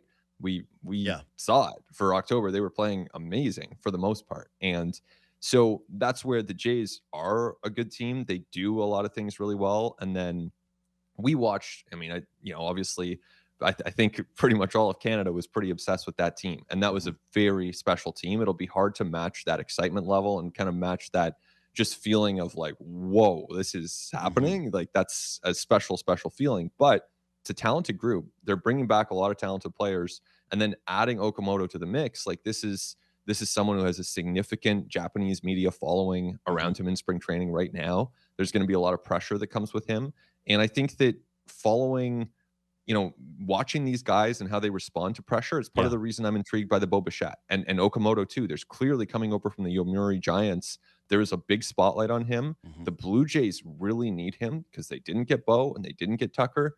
They really need Okamoto to be, an above average hitter. It doesn't have to be an MVP, but he has to be an above average bat. Yeah, no, I have a lot of thoughts on the Blue Jays' first 2 months and how they're going to handle that and how the fan base is going to handle it in particular coming off of this World Series run. Like, I still remember I had a buddy from the Yukon come in and we went to the Dog and Bear pub to watch that first series of the year in 2016 against the Rays, where after they had the 2015 run.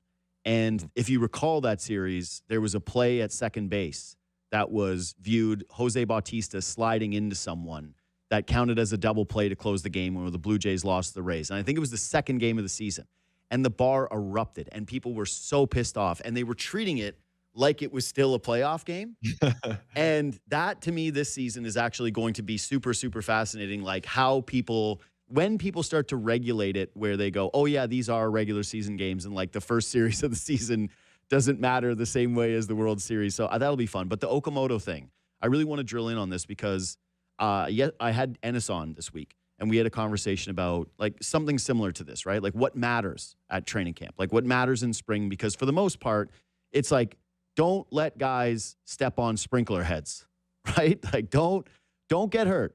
Just stay healthy, and then you're fine. It doesn't matter if you could write 20 articles, Ben, about how Barrios looks amazing, and I will read them, and I will respect your work. But ultimately, the first pitch he throws in a Major League Baseball game is what will matter to me more than anything he does down in spring. The one thing I chose, though, was Okamoto and seeing his defense. And your point about Bo Bichette playing third base and how ultimately he'll be fine, that is a little bit more, okay, I could see that because we've at least seen him in the major leagues. With Okamoto, we haven't seen him play third base or second base or shortstop in the majors. So the idea that he is just going to be able to do it if his highlight package is looking the same as Bo Bichette's right now, I don't think is as easy to do. And so to me, he is actually the biggest curiosity point because him hitting tanks, that matters. I want to see it, of course, but that will be more of a regular season thing. But if he doesn't look good defensively all spring and that becomes a story, I don't know how that's going to all of a sudden flip on its ear if we all of a sudden enter meaningful games. Yeah, and making sense of what he does in spring is going to be really hard. And I want to guard against overreacting to it. So as much as I say I'm fascinated by it, hard not to. Like it is hard not to. And let's say he hits 7 home runs in spring training, which, well, that's a lot because he's going to be at the WBC. Let's say he hits 5 home runs for the Blue Jays in spring training. Like, I don't think that can allow us to say anything all that conclusive. Let's say he posts a 450 OPS. Same thing. Like, I do want to guard against, over reading too much into what he does one way or another. I actually think that, like, it's easier to get true indicators of performance in spring from pitchers, at least for me, and the way that I look at the game, because you are going to see how much swing and miss they're inducing, and you're going to see where they're sitting velo-wise. So for Barrios, if he comes out there and he's sitting 91, and he's not getting strikeouts, I'm going to take something real from that, which would be not good. Yeah. If he's coming out and he's sitting 94.5 and he's getting strikeouts, all right, I'll take something real from that, and it will be good. Same with Cody Ponce. Like Cody Ponce, is he sitting 94 or is he sitting 96 or 93? Like, where is it? And the velo what stuff matters. It does. Yeah. So that's where, for pitchers, I really look at that. For a hitter, whether Okamoto OPS is 450 or 1050, I don't think I can permit myself to take anything real away from that. Yeah, no, that's totally fair. There's obviously lines of demarcation that happen where you go, I'm pretty worried about this guy's fastball being down 4 miles per hour. And listen, this was sort of the Gossman thing 2 years ago where people were like, hey, it's not looking so great. And then he did enter the season hurt, and the rest of the season kind of went the way that it goes with a guy who's hurt. So those things definitely matter. I'm saying it's more so the plus side of things. If you're just normal, if you're just who you were expected to be, I still just want to see it in regular games. And if you're adding velocity, then I'm like, okay, what's actually happening here? What's the story for sure?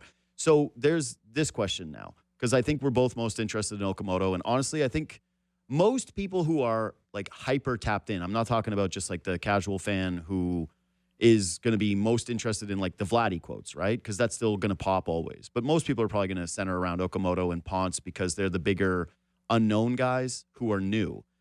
But are there actual camp battles in your eyes? Not really. Yeah. I don't think so. Okay. There will be, as spring develops, we'll get a clearer sense on health, and we'll get a clearer sense on exactly how the Jays are viewing things. Always. I mean, it's kind of an evergreen reality that at the end of a bench and at the end of a bullpen, you're going to have some decision to make there. Yeah. That's kind of the nature of it. So that will apply to the Blue Jays. And, is it Leo Jimenez who makes the team? Who's the final reliever that they bring out of the bullpen? That's always there. But fundamentally, no, I kind of think this team is in place. Okay, yes. But that's actually where I wanted to go with this, though. Because, this isn't a situation where we're like, hey, is Nathan Lucas going to make the team? Like, no, he's making the team, right? Like, we know what the core is the core. We're talking about the last spot, essentially, on the team, or the last two spots on the team. The most interesting stories to me are, one, is the Leo Jimenez thing, simply because it's not like I'm a huge Leo Jimenez guy, but he will have to go, through waivers if they don't bring him to the team. And it's more of a situation of like, what is after him when it comes for the infielders, and whether or not they're going to be willing to accept that risk, or they think that they can go out and get somebody of his equivalent fairly easily. So maybe that's not even a conversation.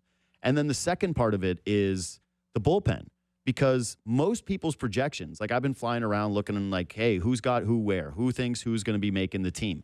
They also have 2 Rule 5 guys who, how it works is like they've got to be returned to their clubs. So I think it's Bastardo and Miles, right? Yep. Who are Rule 5? Yep. So those 2 guys, there's a little bit more pressure for them to make the team as well.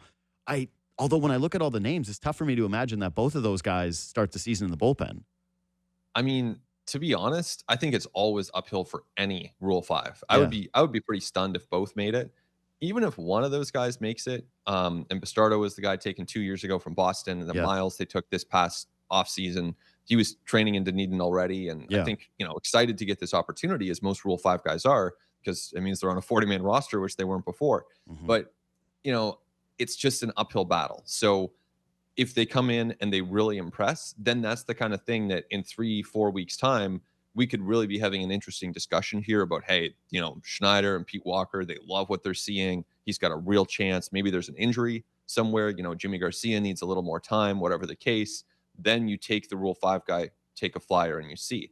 But as things stand right now, I do think it really is always an uphill battle, because for the most part, a Rule 5 pick, and this certainly applies to the Blue Jays guys, they don't have an extended track record of success in the upper minors, let alone the major leagues, but in the upper minors. So you're asking them to take a very big leap performance-wise and recovery-wise and vibes-wise. Like, it's a lot to take on, which is kind of why it's a low probability shot. But it's kind of interesting to see the Blue Jays taking 2 of those low probability shots at once. Okay, though, the thing is, Spencer Miles throws 98. And what does this bullpen still miss? I mean, you can always add more velo. Like if he's putting it over the plate, But that's I'm what I intrigued. mean. It feels like Yeah. he has just his path seems fairly clear to me with this bullpen. Like in terms of, because this conversation started with, are there training camp battles, right? Like who are the bubble guys that could actually make the team? I actually do look at what this guy's stuff is and say, no, you're the one who, like you just said, if you're throwing it over the plate, if you're throwing this thing for strikes, and even though there isn't that track record with you, because you have a skill set that they do not have a lot of depth with, I would guess, and like I'm going to ask you this question, that he would sort of be a front runner to actually make this team. He's got a shot to impress, right? Yeah. That's if you have that kind of arm and you're on the 40-man roster, you've got a chance to go in there and impress because you're going to get some opportunities. And really, having talked to Pete Walker and John Schneider and other managers over the years, I was going to say other pitching coaches, but actually Pete Walker's been there the entire time I've covered the Jays. So, when you talk to, these people about how they make these decisions, it's really, you need to see these young guys throwing strikes. You need to see them attacking. And of course you want to see, their composure when a ball gets hit hard, and you want to see them throwing their breaking stuff for strikes as well. And ideally it's the third pitch, but really we know they have the velo. That's not in question. It's, can they put it over the plate consistently? Because the last thing you want, if you're, because these would be the last guys in your bullpen. They're coming into a game when you're down 7-2 at the Trop on the third week of the season. The last thing that you need is someone to load the bases, and now you're down 10-2 at the Trop. So you need someone who's throwing strikes. That's what they're going to be looking for. And ultimately, if the players can receive that message and deliver on it, they've got a chance to put themselves on the bubble and put themselves in that conversation. Well, that brings me to this, because I'm talking about like, oh yeah, they usually know who's going to be on the roster. And like, hey, there's usually not a lot of battles, and who has to prove what. When I look at the bullpen, knowing like, what is the deal with Jimmy Garcia, by the way, just in terms of timeline for him? Do we know?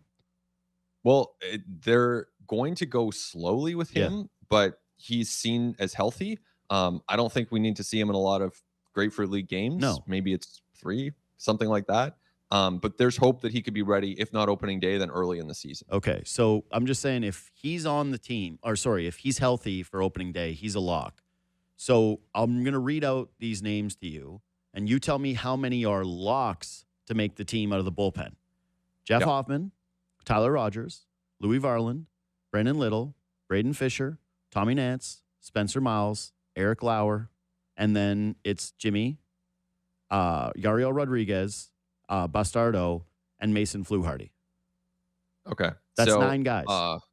The 2 Rule 5s are not locks. Yeah. I don't think that Fluharty's a lock. He has options, right? Do you have that in front of you? Fluharty has options. Yeah. So Fluharty would not be a lock, and Lauer is a lock. Yep. I'd say Nance and Fisher are pretty close. Fisher has options. Nance does not, correct? Yeah. Yes.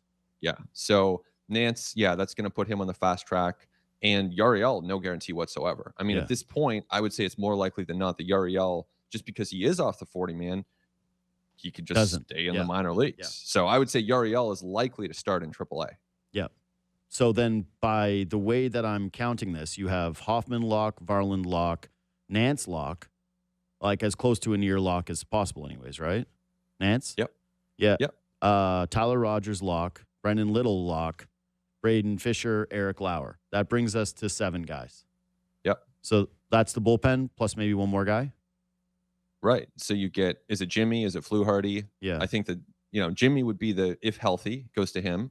Yeah. If Fluharty has a really good camp, you want to have a second lefty. I guess they have Lauer. So, it's nice. Fluharty's good when he's on. Like, we've seen it. He can be really effective. So Fluharty, I think, is pretty interesting. Little, I'm second guessing this now. Is he 100% a lock? I'm just asking myself this question as we're talking. Who else would be the lefty? It was Fluharty, just takes his job, and they decide like Fluharty and Lauer. Yeah. Oof.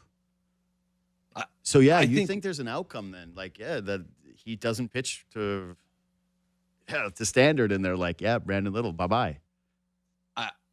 I'm just wondering if he's like quite on the level of lock as like a Louis Varland, Tyler Rogers, Jeff Hoffman. I'd probably dial it back a little from that. I think Little is the front runner to be the main lefty in their bullpen for sure. Yeah. But Is there a tiny bit of gray zone there when you do have a couple other lefties? So when you look at it that way, then I really see the Rule 5 guys as on the outside looking in. Yeah. I see Yariel as on the outside looking in, because with Yariel too, Yeah. now that he's off the 40-man, they would have to put him back on, which means taking someone else off. So there's a real opportunity cost to putting Yariel on the 40-man. Yeah. I think he stays off to start the year.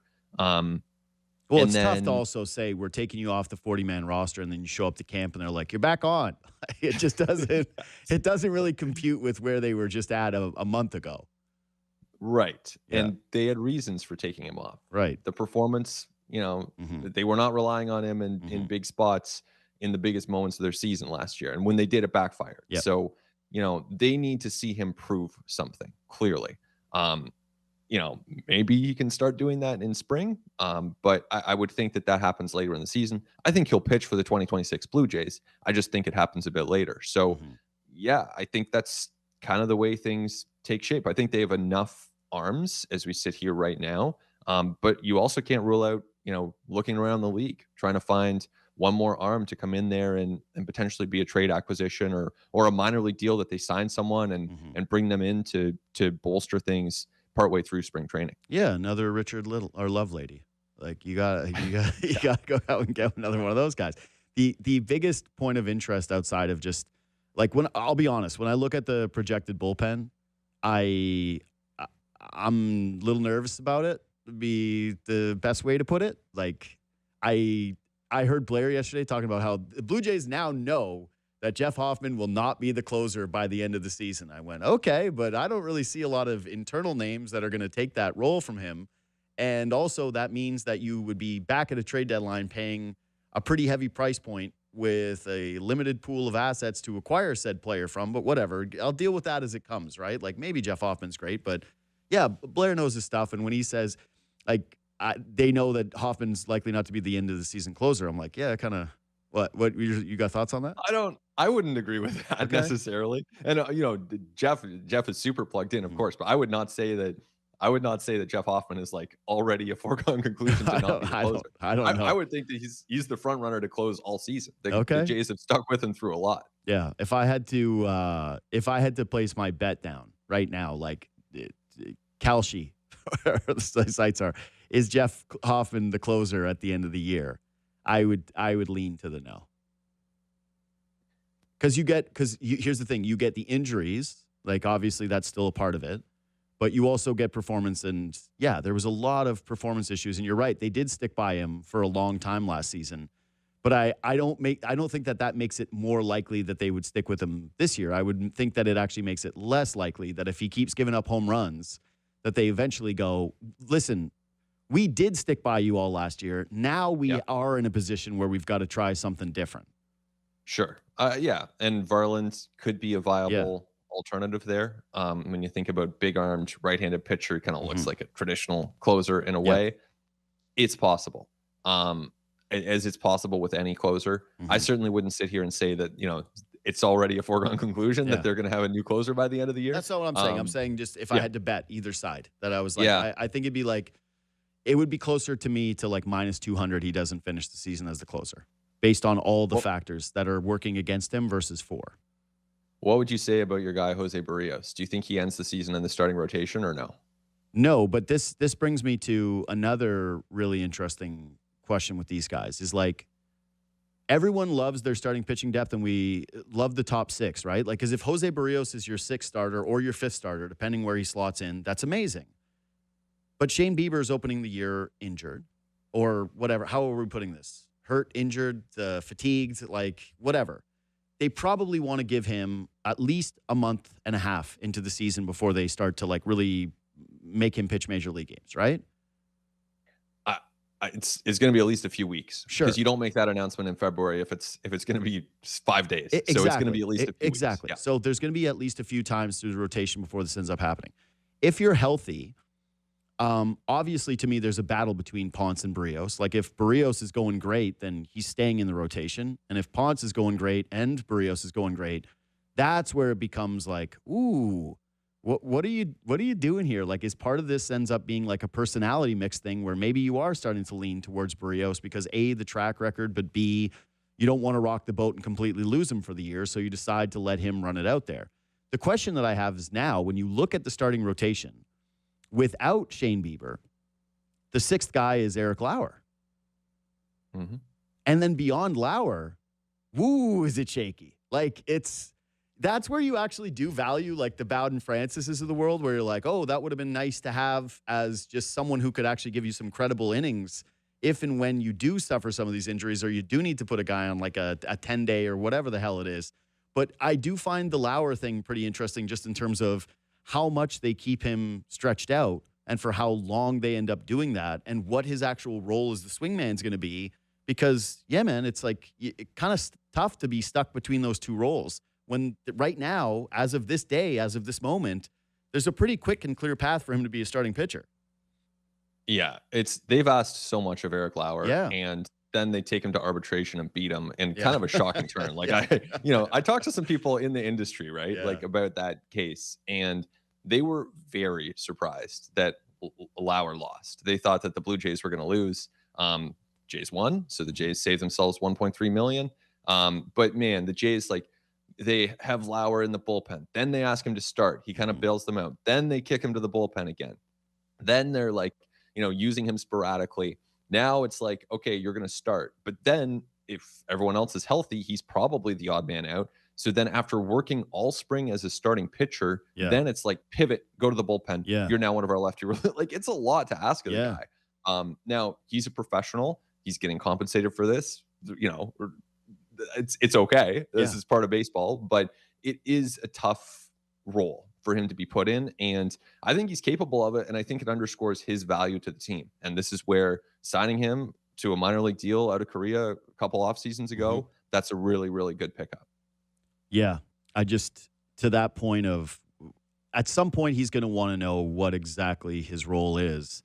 And having him stay stretched out to be a starting pitcher when his role is going to be probably out of the gates a long man who comes in for maybe 2 innings, it's going to be, curious to see how this thing plays out. I don't think that the arbitration stuff is going to be a story in terms of like him feeling some sort of resentment with the team. And my understanding of that too was there was something because of his international service that made the Blue Jays kind of have to go to arb with this guy and that they couldn't sacrifice. No, I thought there was some kind of like thing where it was like they would be setting a precedent if they lost that arbitration case. Well, the fact that the Blue Jays actually won this arb case did set a precedent.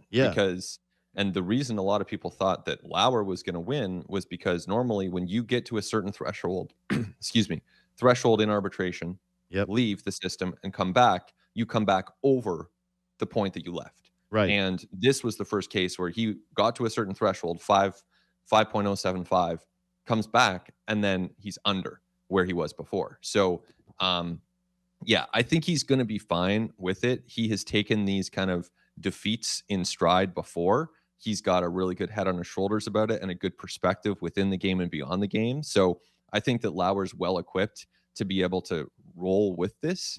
But yeah, it's tough, especially because, you mentioned a long man, but the way the Blue Jays have used their bullpen, they don't even really use a long man. So if he's stretched out all spring, let's say he's up to 75, 90 pitches by the time that spring training ends, then he would probably be asked to get like 4 outs at a time, max. Like, they're not going to be going to him for 45, 50 pitches. It's probably going to be, an inning and a third, an inning here, just the way the Jays use that bullpen. Yeah.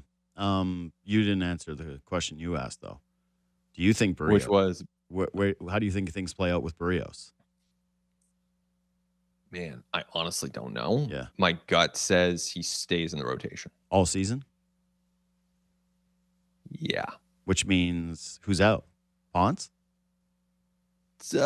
Someone will be hurt. No, you don't get to play that. That's that's the count. Okay, sure. If you're making me choose, then Ponce. Yeah. So if it comes down to those two, it's more likely that Ponce ends up on the outside of the rotation than Barrios. Oh man, it's so tough because my gut actually says go with stuff, and Cody Ponce has better stuff, right? Like he has better stuff than Barrios right now. I guess tricky, you know what? man. I'm changing my answer. I'm going Yeah. to say Barrios does not spend all season in the rotation. Yeah, the only thing with that is like if Barrios isn't in the like with Ponce, the argument for him is like, okay, if he's not in the rotation, he probably accepts the role just fine.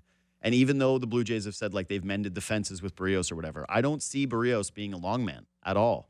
Like I just don't see the scenario where he's on the roster and he's coming in to get 4 outs, or he's the piggyback for Trey Savage to make sure that the workload, or Shane Bieber to make sure the workload stays down. But I do see that with Cody Ponce. And yet it's like you're trying to win a World Series. So if there's even like a slight lean towards Ponce is the better starter and you don't want to lose him from your rotation, that like, God, it's tricky, bro. It's going to become a huge conversation when Bieber's ready to come back if everybody's healthy. Right. And I guess there's a long way to go to that point, first of all. And then it's also like for anyone who's listening now and thinking 6-man, like could they do a 6-man? No. I think that is a possibility for Really? later in the season.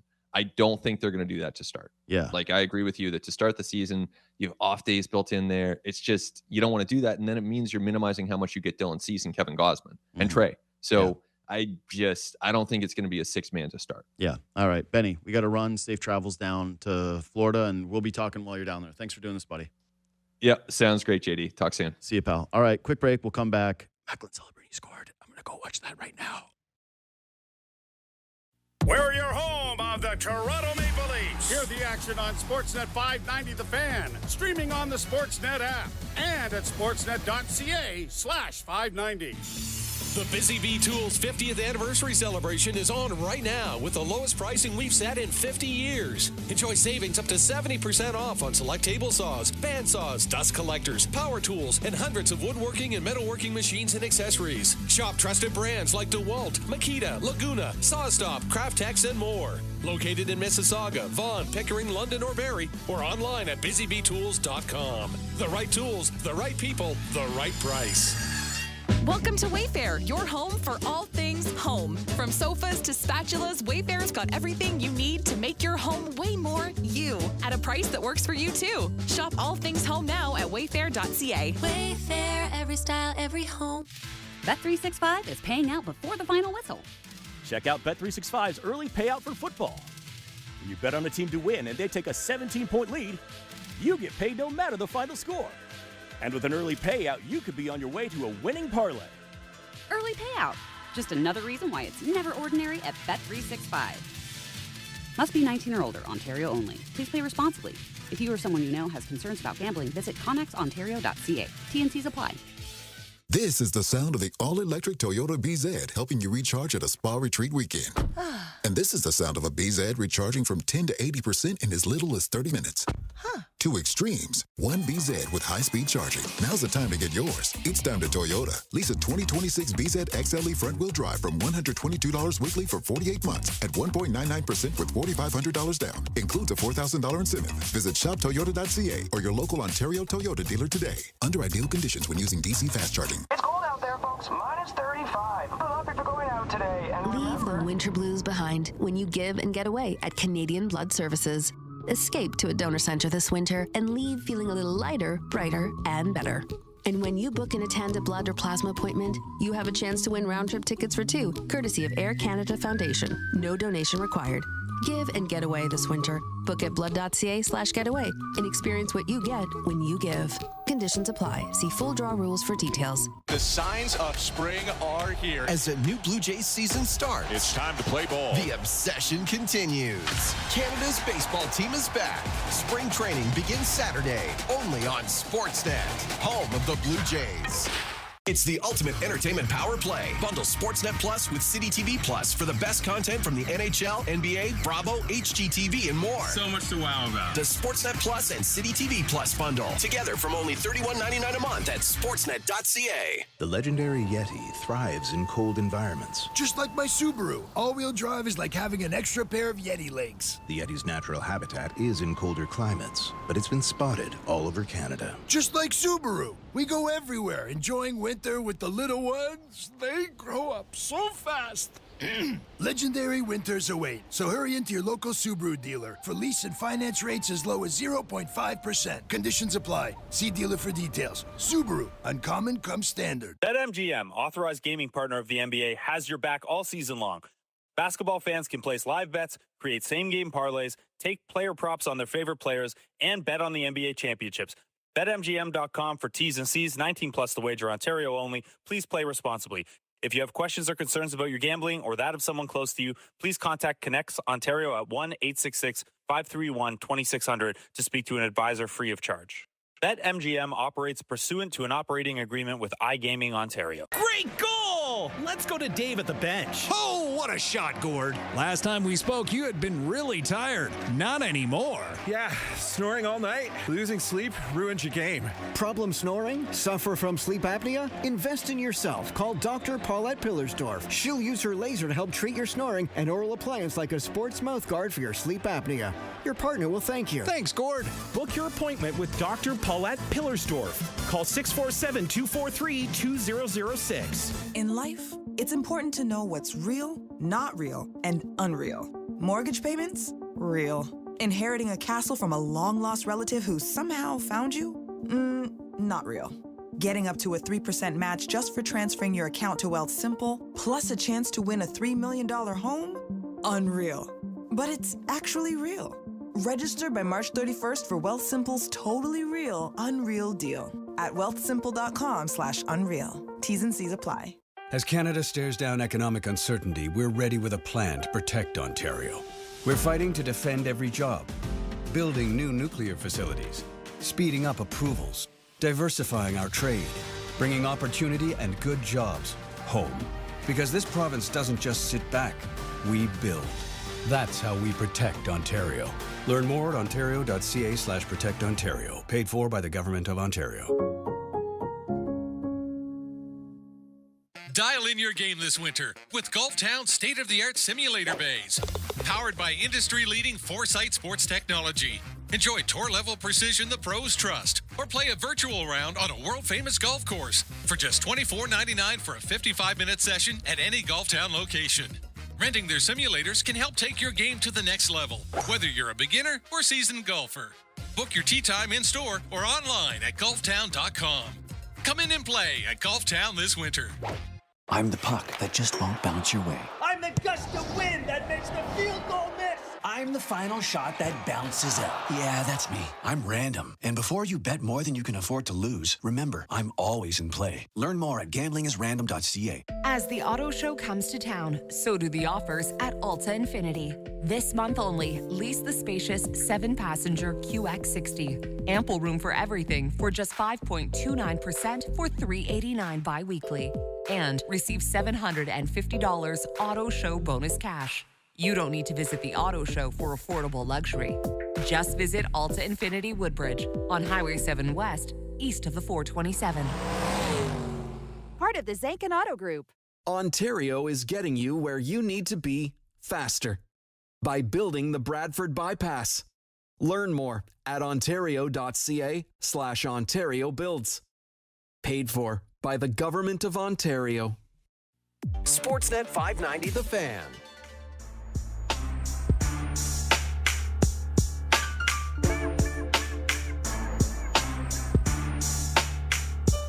All right, let's wrap this up. For the nobody other than my producers listening to the show right now live, because you're probably watching Canada, who is up 1-0, a goal by Macklin Celebrini from, you guessed it, Connor McDavid. Czechs looking fairly plucky to start this game, gotta say. David Kampf, in David Kampf fashion, missed an open net. And yeah, Canada's holding on to the 1-0 lead. So plenty on this tomorrow. It's basically going to be the entire show. But yeah, the pressure has now materially changed for Team Canada versus what we saw in this round robin. Like you can feel it. And I'm sure, again, if you're listening to this right now, it's in podcast form. And the game has already likely been decided. But holy, I stand by it. This team needs to make a deep run. This team needs to have a gold medal, because I can't remember a time where these conversations were happening about how much what the gap is between Canada and the rest of the world when it comes to the sport that, for if you're my age, has never been a question. It's always been Canada's game. And other disappointments were viewed through the lens of they choked. And this is one of the first times, if not the first time, other than the Four Nations, where I can remember where if they did lose to one of these teams, it would still be considered a choke, but not to the degree that we've grown accustomed to. So go Canada, go. We'll be back tomorrow. Versteeg's going to make an appearance. I think we're going to have a former Olympian of some kind on as well. We'll break it down then. Thanks for listening. Subscribe, review, do those things. Reach out anytime at JD Bunkis. Thanks for listening. Ontario is getting you where you need to be faster by building the Scarborough Subway Extension. Learn more at ontario.ca/Ontario Builds. Paid for by the Government of Ontario.